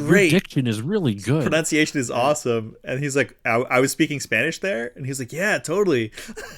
It's so weird. It's so weird. It's like, or like goes to show why you don't want to surround yourself with yes people. You need totally, in a weird sense, you need a small level of conflict in your life. Yeah, or like to be challenged. You need to be challenged. That's one thing I'm like, I say in therapy all the time, like every time I've gone through several therapists since my one that I had for years went on maternity leave and was like, actually, I'm staying home. And every time I'm like, the two biggest things that I need to feel from a therapist is I need to feel heard and I need to feel challenged. So I need you to like not just be like, yep, well, okay, cool. Well, how'd you feel about that? Like, ask me questions so that I know that you're hearing what I'm saying, but then also don't be like, yeah, totally, everything you're saying is right. And like challenge me too. If you're noticing a pattern, let me know, because then you can't grow otherwise. You need a healthy level of challenge and confrontation in your life in order to grow. If you don't have any adversity, it's the same thing, you know, like to grow muscles, your muscles literally have to tear in order for you to gain muscle. Likewise, for you to grow as a person, you have to, and like the key is finding places to do that in spaces that are safe for that failure. Yeah. And say what I mean by safe is it doesn't mean you get everything you want anyway. It just means that when you fail, you're not going to lose everything. You might lose what you were trying to do, but you're not going to lose everything, type of thing. Yeah, and you're learning from it. Exactly. I have a great segue actually, since we're all right. been on this for a little while. Speaking of growing muscles. I grow my muscles. This is the growing the muscles. It's the impression. Yeah, Peter, you gotta grow the muscles, Peter. Welcome to the impression episode of Talk Tuesday. I don't care. Yeah, I'm going to pump you up. Oh my god. Welcome. I'm Arnold. Sorry. Oh, is that who you were doing? I wasn't sure. I don't know. There is no bathroom. It's not a tumor. It's not a tumor. So last Thursday, for Throwdown Thursdays, I took Throwdown Thursdays IRL. I took Throwdown Thursday into the real world. I don't know if did you see? Oh yeah, you took a not a kickboxing class. Yeah. Was it kickboxing? Okay, yeah. Yeah. My friend James and I, we've been trying to like find some kind of semi-regular physical activity to do. I mean, we usually skate together, but I want something that's more of a full body, you know, intense, something to like really kick my ass into shape. And oh my god, it certainly kicked my ass. It was really cool, except for the fact that the gym that we went to on Thursday closed today permanently. Wow. Yeah, I was like, wow, awesome. I'm so glad that I got to start this journey of mine. Maybe you could take some AI lessons. Yeah, it's probably just as good. I'm thinking of that Office blooper where I don't know the character's name, but he goes like, "Oh yeah, I'm super strong. I've been taking karate classes online," and then everybody breaks. It's sick. I used to kickbox, Muay Thai. Oh shit! If you want full body shit, check out CrossFit. Oh, okay. So it's funny you say Muay Thai, Jimmy, because we were looking at other options around here, which there really aren't many. One of them, it's like 20 minutes away, so not super annoying, but like annoying enough of a distance, because the one was like right around the corner. It's a Muay Thai specific gym, so that could be cool to learn like a more dedicated like discipline, and they offer like a free class. So we're gonna go probably as soon as we heal up. I'm still still feel like I've been hit by a car. We're gonna try that one. And then, silver lining from this first gym closing, they're actually planning on opening like a lot of because this was like a UFC gym, so it was like super corporate.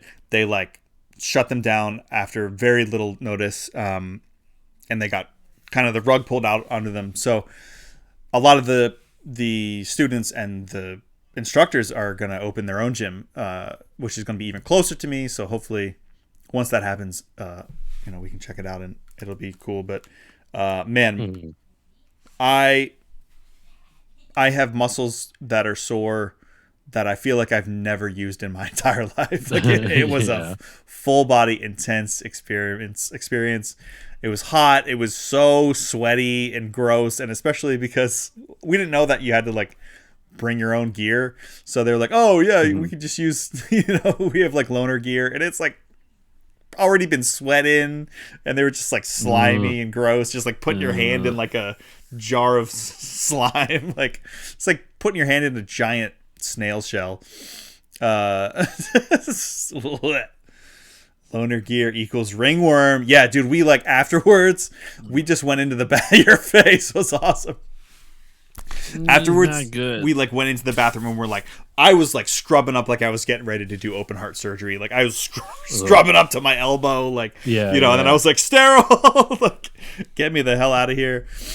It was not fun. At some point, I'll probably try to buy some gear, but it was cool overall. It pushed my body to its freaking limit. At one point, I was seeing stars. I was so exhausted, which is probably not good.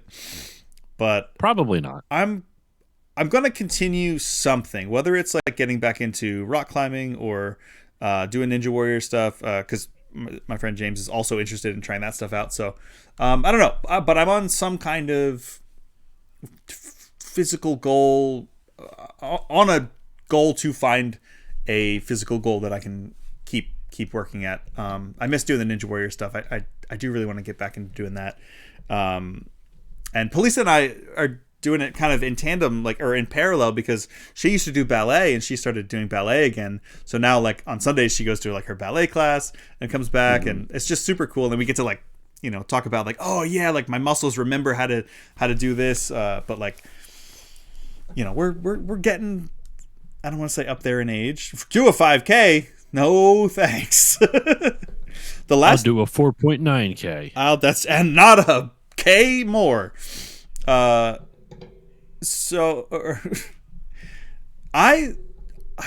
last 5K I did was because it was an obstacle course race. I hate the running part. I love the obstacles. I mean, it's Ninja Warrior. I actually looked into doing one this year because every year there's usually one around here that's like a 5K, but they do this big whole obstacle course thing, and no one's putting any on, at least in the anywhere near remote or anywhere near what am I saying? Surrounding areas. I don't know. Okay. So I don't know. I'm never going to be the guy who just is like, yeah, I'm just going to run. I'm just going to do the 5K. That's just the running part. Cool. I need some kind of. I think that's why I'm trying to get into, kickboxing or Muay Thai or whatever it is, because it's something with like tangible results or tangible like I also think there's something about just running where it's like it feels more monotonous. Yeah, totally. Right, like, and it's weird because it's also, let me put it this way, like. I like monotonous tasks that are easy. Running doesn't feel easy because, like, I don't know how else to describe it. Like, you have to work your way into it becoming easy versus a monotonous task. Usually you don't need to. So, like, for example, mowing the lawn. I love mowing the lawn. It's like my time to zone out and, like, not think. And I can understand how running could be that for some people. But I don't know. My knees will hurt after running. Yeah. My knees don't hurt after mowing the lawn. You know what I mean? Lungs hurt after running. Like, yeah. And like if my body is going to be sore, I want it to be something that's fun. Like when I go to like the trampoline parks, right? Yeah. It's a crazy workout. But the end of it, you're like, you hurt so bad because you've used muscles you haven't used in years. Yeah. But you finish it, you're like, yeah, that was great. I'm going to do that again in like 2 days. Yeah. I don't care if it still hurts because it's fun. Like I need something that makes the pain my body goes through worth the pain. Worth it. Yeah. And not just like, that's why I could never get into like weightlifting, because it's like, it's just boring to me. Like, yeah, there's the result, the goal that you're trying to attain is like, oh, I can pick up a bigger number. Like, that's not enough for me. And that's why I got into Ninja Warrior, because it was like, I can now jump from this thing and grab onto this thing and then flip up and slide down this thing and jump, like I can do this obstacle, or I can, shaving off time. I can do this whole thing, and now I'm doing it faster, like speed running IRL. Yeah. I didn't know. So Jimmy says in chat, CrossFit's like a point-based workout system. I actually did not know that. And you compete with others at your gym, but in an equal way. That sounds kind of cool to me. I'm actually going to have to look into that, because I never knew that about CrossFit. I always assumed CrossFit was like a specific discipline, like your P90Xs or whatever. I thought that too. I had no idea. Yeah, a lot of CrossFit gyms incorporate Ninja Warrior obstacle training. Okay. I'm going to have to do some research. See if anyone does that around here. I'm sure there's a CrossFit gym near you. Probably. It's super popular. I had no idea. I'm going to have to look into that. But yeah, I kickboxing was cool. My whole body hurts. It was cool to be in a kind of, I was like, yeah, I'm doing fighting game training, IRL. That's why I was like, Throwdown Thursday, taking it analog this week. And speaking of fighting games, should we talk about something that's coming up? Or we shouldn't. Okay. Because the beach thing is not happening now. Well, goodbye. But I want to double check tomorrow, because I talked to my wife yesterday and she said it was still okay. But it's the kind of thing where I'm like, really? I can just do this? Am I allowed?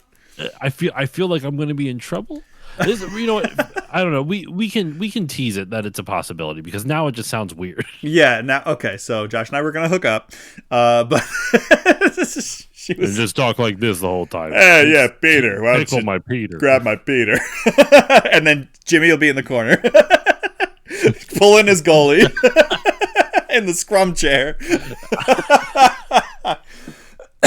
We're actually all gonna get together.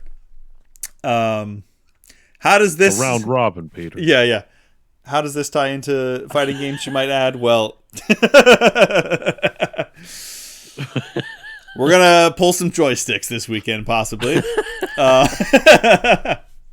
So we've talked both on and off stream about my never-ending endeavor to try to get Josh into fighting games, or at least present them in a way that's less friction and less stress, and like present them in a I don't know, enticing way, and inviting way. Yep. So I was like, we came up with this thing. I was like, man, it'd be cool if I could just like show you a bunch of fighting games, like play them all for like a little, not all of them, but like play several for a little bit at a time, see what you vibe with. Like, I like this about this one, or like if there's a character archetype that you're into, or like, I mean, there's so many sub-genres of fighting games, so with different mechanics and stuff. And I was like, yeah, almost like a flight. And then I was like, a fighter flight. So we've been throwing around this idea of doing a fighter flight, which I think is a great name, specifically because you've avoided fighting games for so long. So where it's like a little sampler. It possibly will happen this weekend. And hopefully this Saturday so the original plan was my wife and kid were going away for the weekend to a beach house, and I was going to have the house to I was going to have the house to myself. And so I was like, well, you know what? If I have the house to myself, why don't I just drive over to see Andrew, and we can do this finally. We've had this idea for probably 6 or 7 months, maybe a year. Yeah. It's been a long time, so there was the hope that it would work out at some point, but we just haven't been able to get it, find it. There's a whole bunch of factors that determine why it's hard to kind of make it work out. Yeah, we also don't live super close to each other. Well, it's a combination of I don't there was others between me being a parent and your current living situation, which I don't know how, like, not like it's anything scandalous, but like you don't have a car. I don't know. Can Oh I say yeah, that on I mic? I was don't like, know. I don't. what does that mean? I Yeah, don't yeah, know. I just didn't know if you, because you don't need to. You have a walkable city. yeah, yeah. You can ride your bike places. Um, so I know I was so vague. I'm like, for some reason in my mind, I'm like, I don't know how much info Andrew wants me to share, but I'm like, I don't know why he would care. It's I like don't know. I my was living overthinking situation. it. No, no. So yeah, and because I'm a parent and Andrew can't drive over my way, it's harder to find the time to do this. So, but since it's my birthday tomorrow, I might be able to parlay that into like, my wife actually already said it was okay, but I just for some reason, like I was saying before, I'm like, are you sure? I can just leave. Like you could. Like I don't have to. I can just not be a dad for a day. This is weird. I feel like I'm going to be in trouble. That's wild. That's wild to me.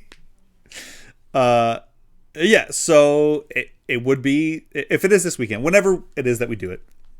Possibly this weekend, possibly in the future. I think it'll probably work this weekend, but Nice. I want to be. I am like right now. I'm like 90% sure, and I want to be 100% sure. So. Yeah. We are looking to stream it either like all at once or maybe in little batches.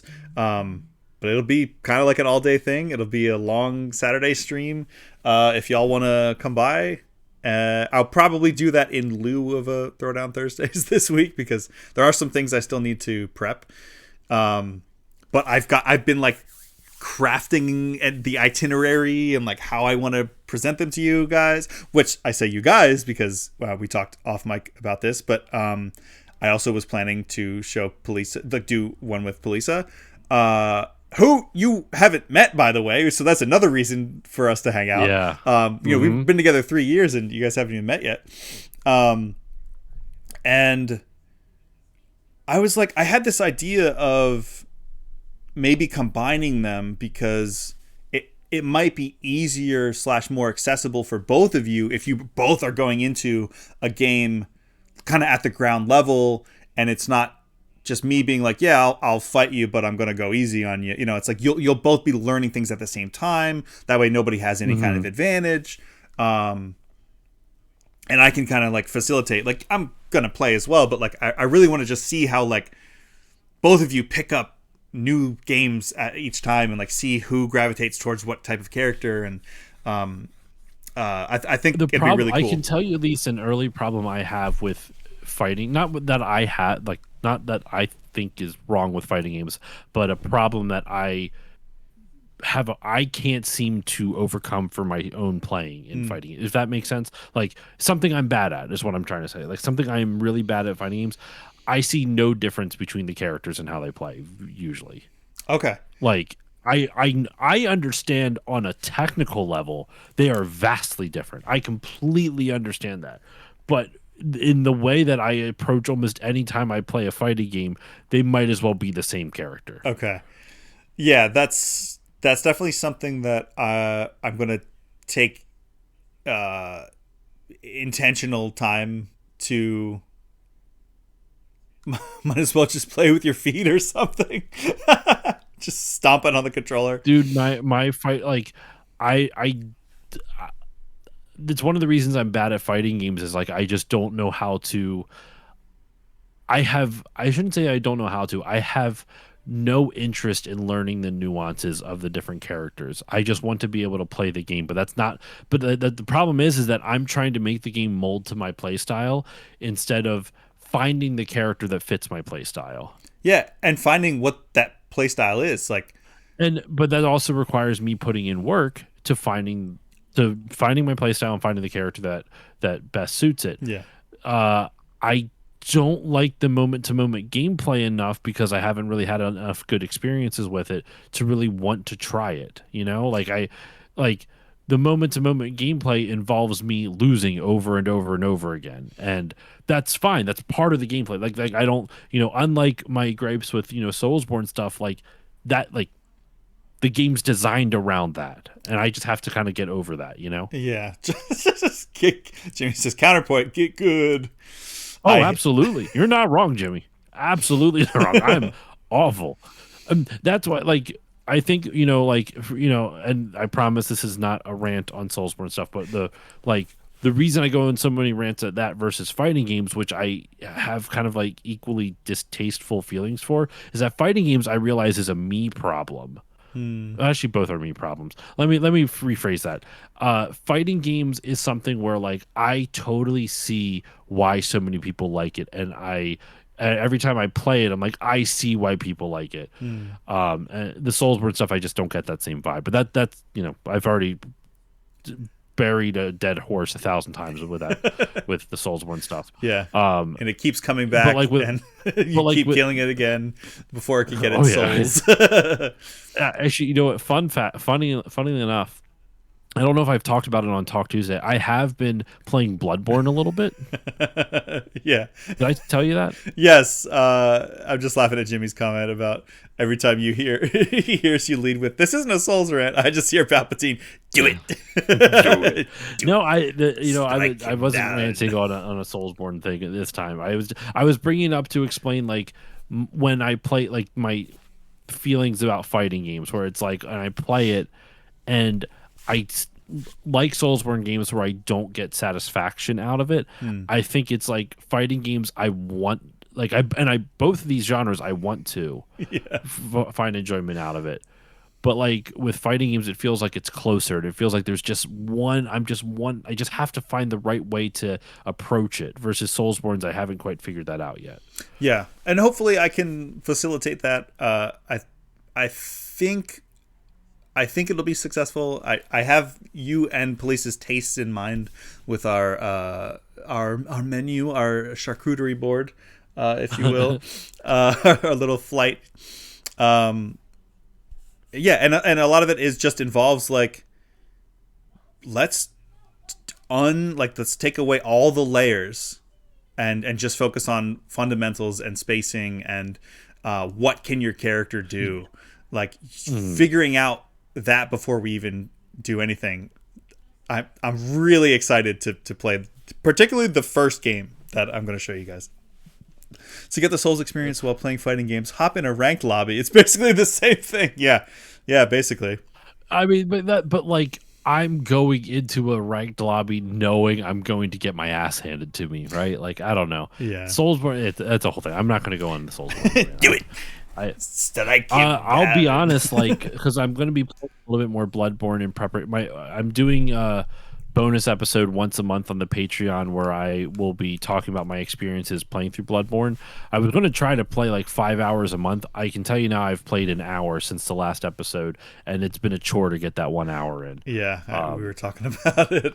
And it sucks when you, like, your experience that you told me about like dying and losing, your progress, your souls or whatever. I don't know what the equivalent. It's something. It was whatever it was.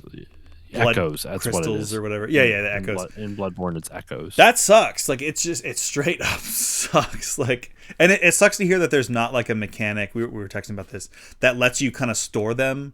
Like Dark Souls and Sekiro, you can buy an item that's like, say it's like 1,000 souls. It costs 1,000 souls, and it's an item that lets you get 990 souls when you use it. So like at the cost of like 1% or like a very small amount of your souls, you can have items that you don't lose when you die, that when you need them to level up, it's a consumable thing. It sucks that Bloodborne doesn't have that. So yeah, I mean I think it just bothered. I can't do it. Otherwise, I know I can feel a rant. I hear Jimmy like pulling the strings, trying to be like, yes, good. No, it's do just it. I genuinely get embarrassed when I rant about it sometimes because I feel like I'm just not being fair to the game, and it just I don't know. It's shit like that where it's like I lost 2 hours or like an hour and a half or 2 hours of progress, and people are like, "This is great," and I'm like, and people keep telling me, "Isn't it great that you just lost 2 hours of your life for nothing?" I don't think anyone would say like I like those games and I hate that. Like I wouldn't never say that's like great. But that's like the whole crux of the game is like wasting your goddamn time, and then people are like, and then I'm told like this is the greatest game since fucking sliced bread or whatever the fuck. And Sliced Bread was a great game. Oh my god, it man! was so good. Back on the Amiga, Sliced Bread 2 I thought was better, and then when they made it into Sliced Bread 2 Electric Boogaloo. yeah, yeah. But like, I think that literally is where every time I do the rants though, which I'm in the middle of apparently one right now. You got it, I always Jimmy. find some new bend of like why it frustrates me is like I have this experience and people are like, "Isn't that great?" I'm like, "No, I just lost an hour and a half of my time for what?" For what? To fight the same fucking enemies that I did before, and when it was already just kind of like average combat. Like the combat in those games isn't anything to write home about. It's not like okay, I'm good. Okay, I was just letting that one sit there. You just let me go out like Peter. He has to go back to Patrick Warburton. King I have Hawaiian. to get back to Patrick Warburton. King Hawaiian on the DS was like, yo, Hawaiian bread is no joke. It's so good. Wow. Well, it's Take a shot, pat it at Josh Dark Souls rant. oh, Soulsborne rant. yeah. Oh my god. Well, I hope I can facilitate I don't know, the best that like experience that you possibly can playing fighting games. I think I will enjoy this more than Soulsborne. Probably. I can tell you that. And you're giving Because those a fair shake, so if I lose which I will lose a lot in a fighting game match, how much time did it take and what do I learn over the course of that match? A lot fucking more than I learned in an hour and a half of Bloodborne. Yeah. And I don't have to spend an hour and a half of my life to learn it. I can Right. spend 5 minutes and learn more in that 5 minutes than an hour and a half of Bloodborne. It's fucking stupid. I don't understand the people that like these games. at least you just play Bloodborne faster. Oh, okay, there you go. Just do that fast. Okay. Yeah, that's all. That's all you need. Just hit the turbo button. But like like I said, you're playing them. You're trying, and if it's not for you, that's okay. I don't know. Aside from StarCraft, there's never been an RTS that I've liked because I don't like that style of gameplay. What ones have you tried out of curiosity? Not that I'm trying to like convince you to try them. I'm just curious, like what your experience has been. So this was all at like friends' houses growing up. I've never owned any of them, but I had one friend who was super into them, and he tried to get me on Command and Conquer. We played Age of Empires, and then when I found StarCraft out in the wild one day, and I saw that cover, and I was like, "Yo!" With like the human and the Zerg and the Protoss face. Or no, I think that was the Blood War one, but the regular StarCraft one with like the purple Protoss on the front. I was like, "Whoa, what is this?" And with the Hydralisk on the back, I was like, "Yo, this looks sick!" And I played it, and I was like, "No, it's like a Age of Empires game," and I just kept playing it because I thought it was cool. But then him and I would play that for a while. So now, did you play against? Was it like competitive? Like, did you play against him, or what? Did you play co-op with him? I don't think we ever played co-op. I think it was competitive, and I also watched him play a lot against like the computer, and I was just like, yeah, no wonder you had a bad experience with it. You like it's the same thing with me in fighting games. Like you only played against people who are better than you.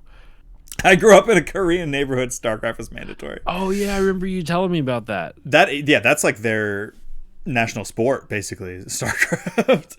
I also like Halo Wars. I played Halo Wars, and I thought that was fine, but I only liked it because I like Halo. I only like StarCraft because I like sci-fi. I found it's so wild to me. If I like medieval settings, but I don't like Bloodborne and Bloodborne's not medieval, but like and Dark Souls. I don't know. That's so wild to me that like the setting can win you over if you don't like. to me, if the gameplay is not, if I don't mesh with the gameplay, the setting doesn't matter to me. Yeah, and it, to be honest, it wasn't enough to like really keep me in. Like, I get I you. never That played, makes sense. I never got into StarCraft 2. Even when that came out, I was like, oh, cool, it's another StarCraft. I don't really like how it's like every match you got to start from nothing and have your little guys just build up the little one thing so that you can build your next thing, and then that's just not really fun for me. Maybe if there was like I would be more likely to play something, still not very likely, but more likely to play something where it's like a single player experience where you start with nothing and you build it up and it stays built up and it's a perpetual thing that keeps growing. See, to me, the reason why the build up is fun is that you can have different strategies from how you like. Do you go for a certain type of tech, or do you go for a certain type of unit combination? Yeah, Zerg Rush. Or yeah, like in StarCraft, you go for Zerg Rush. In like Age of Empires, you go for like archers and like spearmen early on because they're cheaper to make, but like they stuff like that. Like you, depending on the game you're playing, you can choose different strategies. Age of Empires, I will say, is the most inscrutable in terms of strategy because there's a lot of nuance to the strategy in that game. StarCraft has much more simplistic strategy, and I don't mean that as a negative thing. That's not like that's not nothing. That's not bad, but like Age of Empires, it's how can I put this? StarCraft is like an RPG with 4 stats, and Age of Empires like an RPG with 6 stats, right? Where there's just 2 extra ones that you all of a sudden have to keep track of and determine what you're going to prioritize, type of shit. Yeah. And Age of Empires. I love Age of Empires. It's a lot of fun, but it is so hard to understand the distinguishable differences between, kind of like my problem with like fighting game characters, where like every like group in Age of Empires is so hard to know the differences between unless you like really take time to study it. StarCraft, the 3 races are extremely distinct. Yeah. They have like Protoss, Terran, and Zerg have completely different ways of building the same type of like building an army. Zerg with like literally growing buildings out of your workers. Yeah. Protoss just warping shit in. Terran's physically building stuff. Age of Empires, everyone's the same. Okay. With it's just that the stats like this, this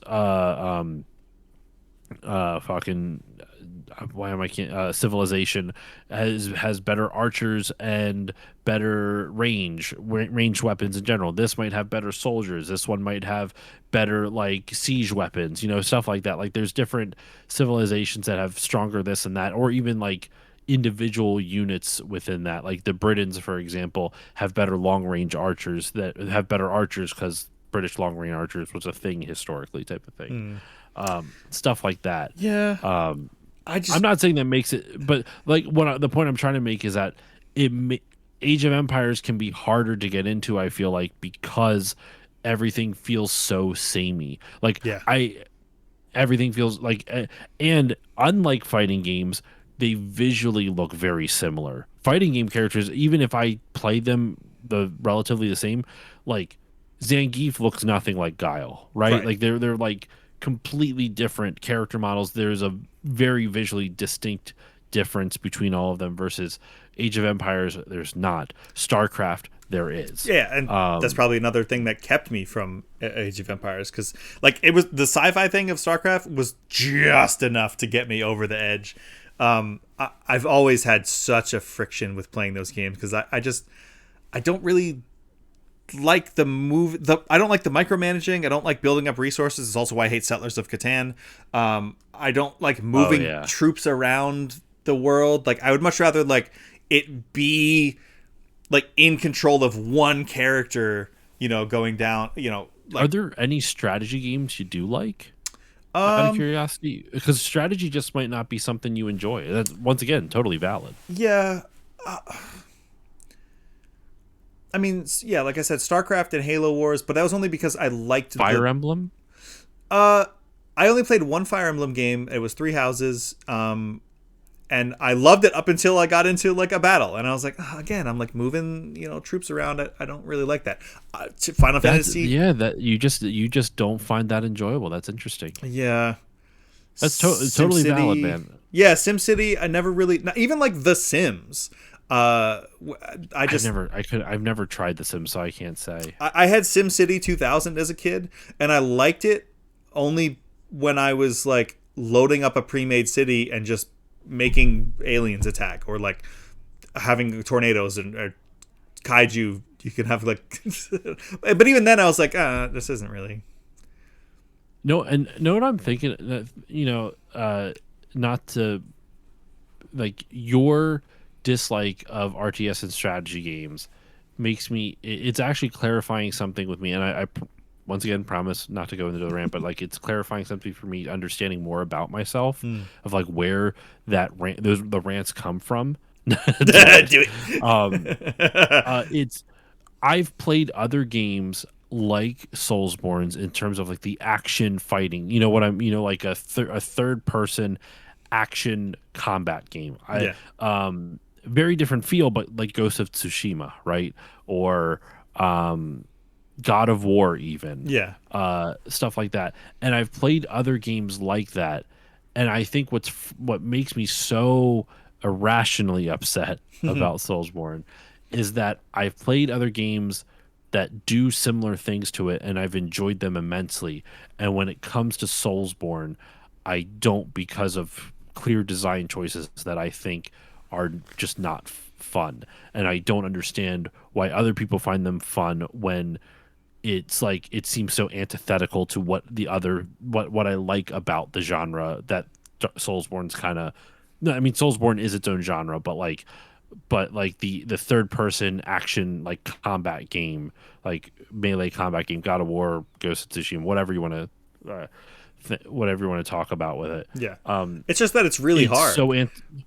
it's not that it's really hard. It's that it wastes your time. Like I like games that are challenging. I don't like games that waste your time. And if that is the challenge, if the point of the game is to waste your time, that is where the challenge part of the challenge of it. It depends on how they're wasting your time, and I don't think Soulsborne does it in an effective way. I find it like you don't. It takes you a long time to learn what the game wants to teach you, and the game wants you to learn it. It wants you to challenge yourself to go through the challenge yourself, go through the tough game, but they teach you, but you learn it so slowly usually, unless you're really good at Soulsborne, then you kind of understand like their mindset, kind of like some people have a hard time playing Zelda games because Zelda logic is kind of a thing. Zelda And I feel logic. like, and I mean, I remember my game design teacher in college could not get into Zelda because he did not like, he was trying to play Ocarina of Time, and he's like, what do you mean I just have to walk into this random fucking tunnel to get the sword? Like, you crawl through the one tunnel in Ocarina of Time Yeah. with the rolling boulder around it. And like it was so foreign to him, but every other gamer was like, oh yeah, you just go over here. And he's like, how do you know to do that? And like it's just Zelda logic. Like you understand how, like when you come across like a bunch of torches that are unlit, Zelda Yeah. logic. Like Yeah. you just know to light them. And I think Soulsborne kind of has a little bit of that. Like once you understand how to play them, then you understand their logic. But like for me, like I'm trying to learn it, and their reward for you practicing is wasting an hour and a half of your life versus like just to go back. Like it's not like I like and having to do another hour and a half again of the same shit versus like I don't know, like if you practice on a boss, like if you die on a boss and then you keep on going at it, you know, that to me that doesn't feel like a waste of time because I'm starting back at the boss or I'm starting right before it. I don't know. It just Yeah. it feels like the approach is vastly different. And with you and RTS is to bring it back to this, you don't like the genre just period. Like it just doesn't do anything for you. Yeah. Once again, totally valid. I think my frustration is like I like other games that have similar play styles to Dark Souls, but Soulsborne stuff. But Soulsborne is it's such a unique design idea in and of itself, which is a compliment to it. that it's like it sets it apart from everything else, which I think is impressive. But it also just infuriates me that I like other stuff that's kind of similar to it in terms of, third person action combat type of thing, and and whatnot. But I can't get into it versus like RTS games and like I was just asking about, Fire Emblem. You liked it up until the actual like gameplay part, the Yeah. strategy part, and it just doesn't like the micromanaging, like essentially like planning a combat invasion is just not something you enjoy. Planning combat strategies and that is just not something you enjoy. Yeah, it's just kind of boring to me. I'd rather be in the action, taking control as the character, than micromanaging and like resource management and stuff. Like, oh my god, Settlers of Catan makes me want to like rip my eyes out. Like, Oh, it's one of my favorite games. I know we played it together and I've hated it. Oh my god, that makes me so sad. It's so good. It's not for me. It's not. It's not for you. It's Yeah. not for you. I get it. It's very. It is like you are much more action focused type of player. Yeah, or I don't know. Like it feels kind of grindy, and that's something that no pun intended kind of grinds my gears in video games too.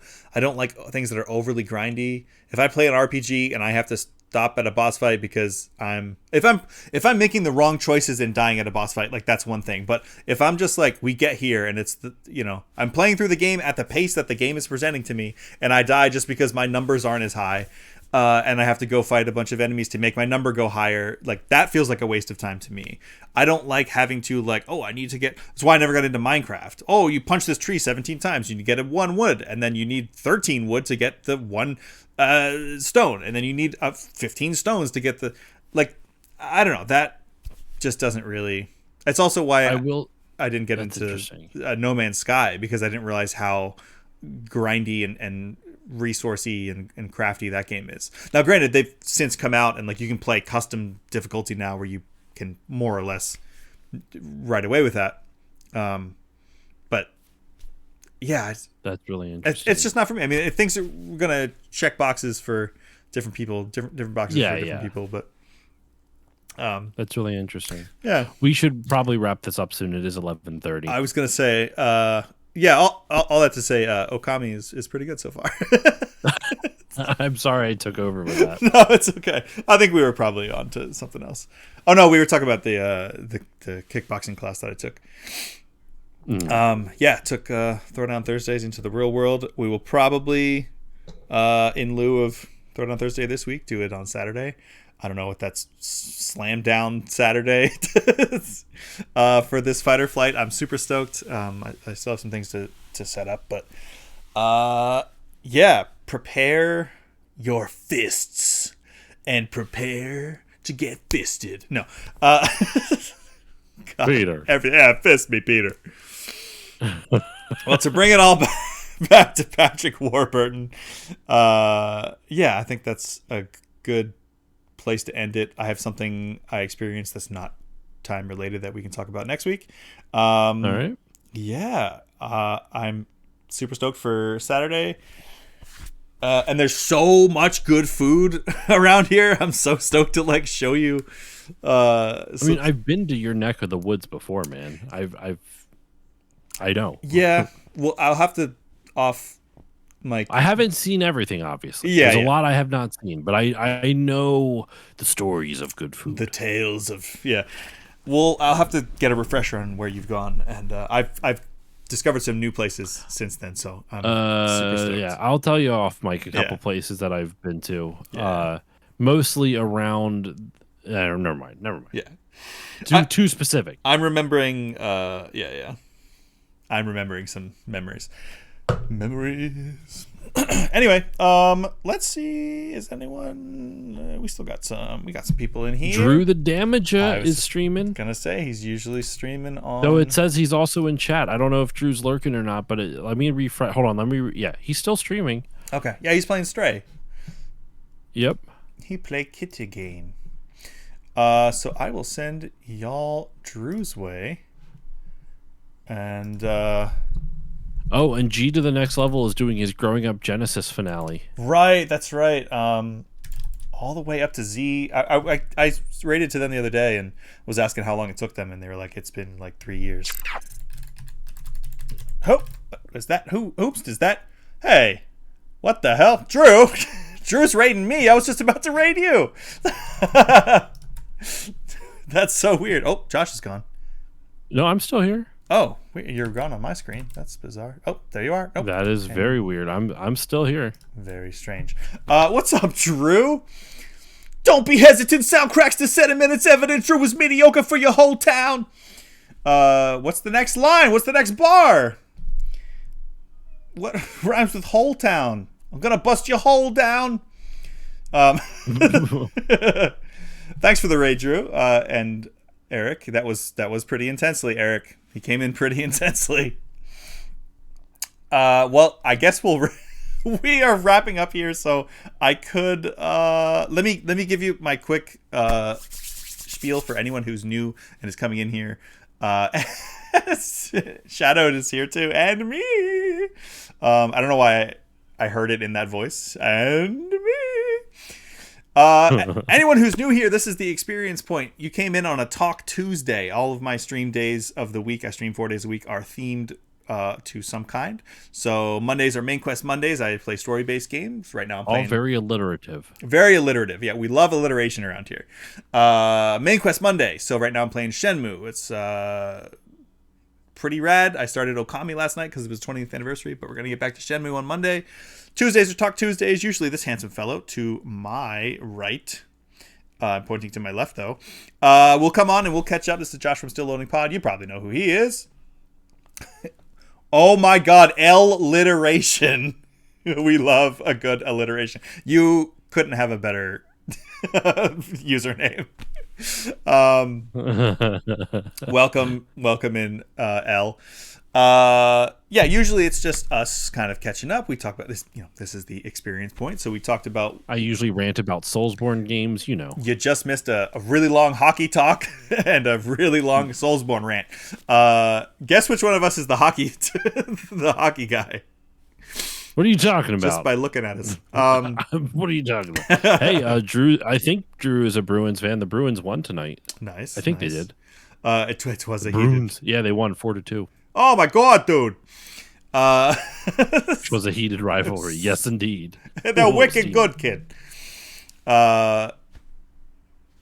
Sometimes I'll have people on, like our esteemed Drew the Damager, to talk about specific games or movies or things. Drew came on to talk Chrono Trigger, his favorite game of all time, or I should say the best game of all time, in his opinion.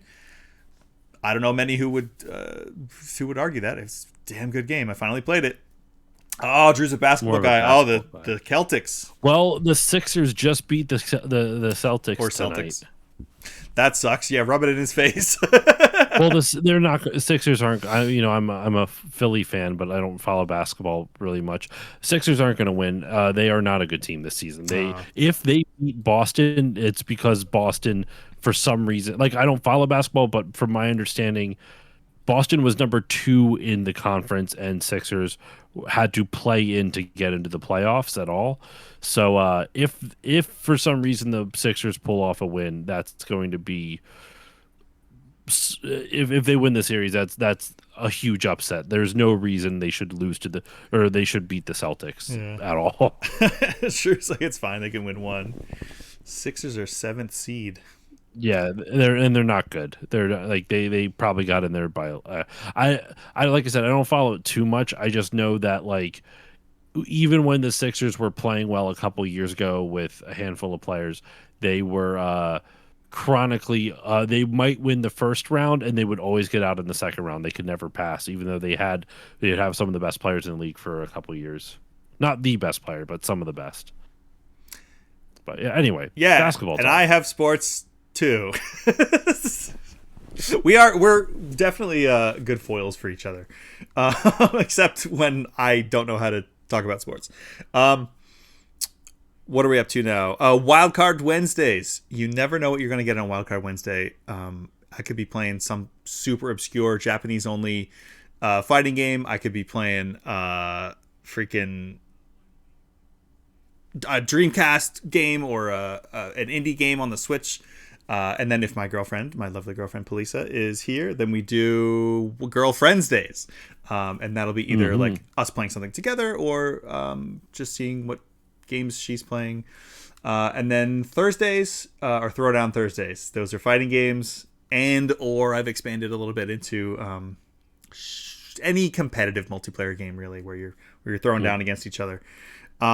Speaking of, we just got done talking about it, but there's a good chance. So Josh and I live roughly 2 hours away, hour and a half, 2 hours, hour and a half from each other. There's a good chance he's gonna be right here on this couch next to me come this Saturday, actually along with my doing our Peter impressions. Whoa, Patrick we're Warford. Doing stuff with our Peters. Oh yeah, Peter. Yeah, it is.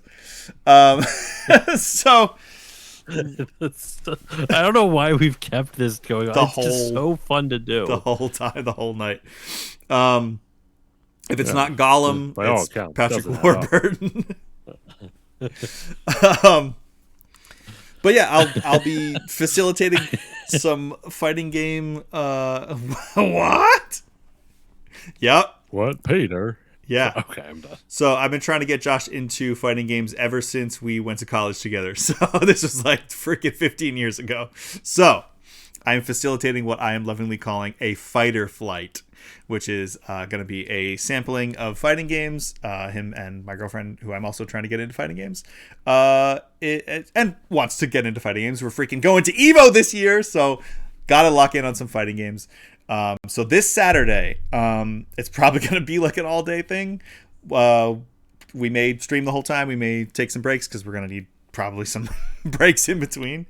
I need food. Yep, food. There's so much good food around here. Yeah, tune in this Saturday if you want.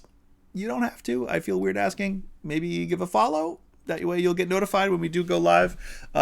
Also, if any of the stuff that I talked about or any of the stupid impressions that we just did sound cool to you and you want to support / come back next time, I'm a small creator, so every follow matters to me.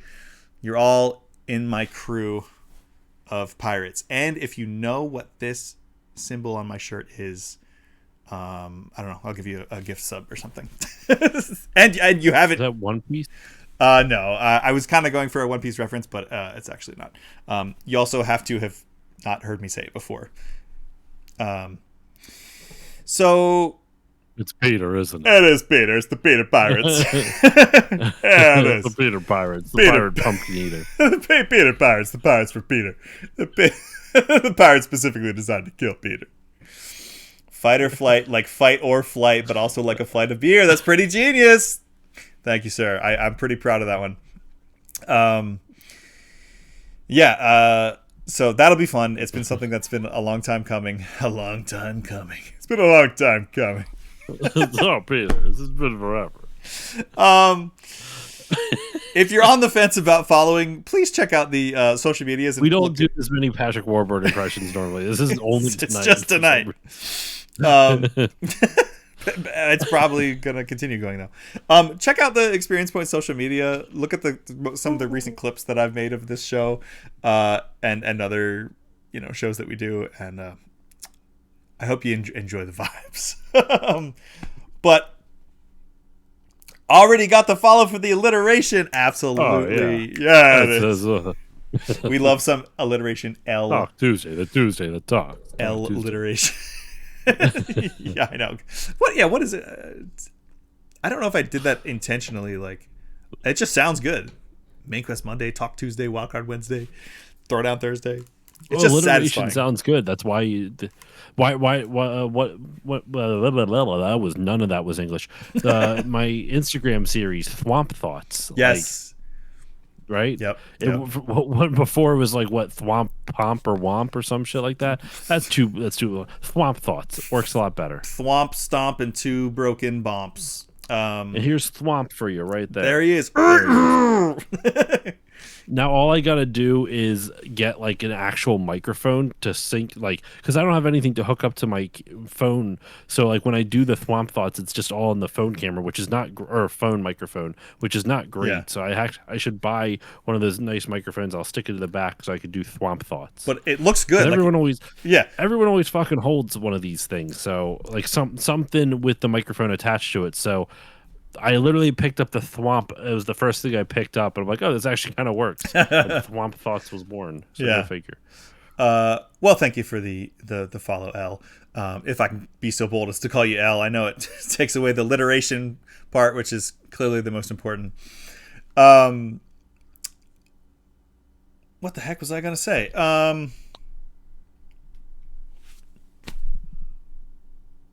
I lost my Thwomp thought. I don't know. Is there anything else that you're going to shout out? Because otherwise, it is almost midnight, and I have to. Actually, technically, it's my birthday in 15 minutes. That's true. Everybody wish Josh a happy birthday. I'll be 30. Oh, most folks do call me Elle or Ellie. Okay, good to know. I'll remember that for next time. Thanks, Drew, for the raid. I appreciate you. One Drew to another. You know, we're getting the Drew Tang clan. Elle also streams mostly Dragon Age games. You know what? Oh, nice. You know what? Wait. Hey, thanks, Shadowed. Yeah, thank you, Shadowed. Dragon Age would be a great experience share. I have not touched a single Dragon Age game in my entire life. So, Elle, if you ever want to come on the chat or come on the stream and gush about, so specifically what I do with experience share is like someone who's into something that I'm not comes on and just, it's kind of just like gush. Tell me about the first time experiencing it, what made you love it, you know. Oh, Drew also says happy birthday. Thank you, Drew. So, and that goes for anyone out there who wants to come on. If you have a hyperfixation or something that you love to gush about, and you want more people to hear it, specifically if it's like, or especially if it's something that like more people need to know about, like Phantom Dust. Hey, I found a way to shoehorn in Phantom Dust into a conversation. I've been playing Dragon Age pretty much since it released. Okay, that's good to know. Well, I don't want to pressure you, but it would be cool to have you on. Hit me up in any of the socials, DMs, or come back and chat, whatever. And we can talk deets. Deets. Doing my first replay in about 5 years. Oh, whoa. Okay, so I'm sure it's all coming back. 5 years is a long time. Anyway, thanks all. Let's continue to share the love. I think. Send it over to G for their final. I don't know. He's doing. G's wrapping up his growing up Genesis. It's the finale, so it seems like he's right now. I'm over on the stream. He's ranking, like, for example, like the most impressive. So he's giving awards to the different games he played through the growing up Genesis series, where he played all 681 North American releases on for the Sega Genesis. Yeah. I keep losing you on my screen whenever I tab out for some reason, but you are back. Yeah, we'll send you guys to G to the next level. Another fellow Sega fan. Sega fans in the chat, sound off. We'll send you guys over there. It's a really cool. Thanks, Al. Al says happy birthday too. G is a really cool streamer, big Sega fan, and like Josh was saying, yeah, has just gone through every single Sega Genesis game in alphabetical order. And it's taken them years. So give them a congrats. Tell them I sent you, and we'll keep the love going. I'll say what I always say when I sign off, which is thank you, guys, gals, non-binary pals. Take care of each other. Take care of yourselves. Go to therapy. Drink more water. And what's our recommendation for someone to experience today? Go watch a Patrick Warburton movie. Oh yeah. Cusco, the poison for Cusco. Watch Cusco's poison. Emperor's New Groove. Yeah. Thanks, Josh. Anything you want to shout out before we sign off? Punch a Nazi Month is going on right now for my podcast. Yeah. Return to Castle Wolfenstein just came out. The Saboteur is coming out. An episode on the Saboteur is coming out next Sunday, and Medal of Honor Allied Assault is after that. And yeah, it should be cool. That's about it. Still Loading Podcast. Find it where you find podcasts. Wherever podcasts are sold. Punch your local Nazi. Have a good night. And he's just standing down by the corner. I'm sure he is. I hate everybody. I'm a Nazi. Well, Nazis don't hate everybody. Guy standing in a corner. Just some guy standing on a corner just yelling, I hate everything except white people. And then you're like, fine. We just go punch him. You go, all right, officer. Take it easy. And that's what you're going to get around here. Anyway, have a good night. Love you guys. Fare thee well.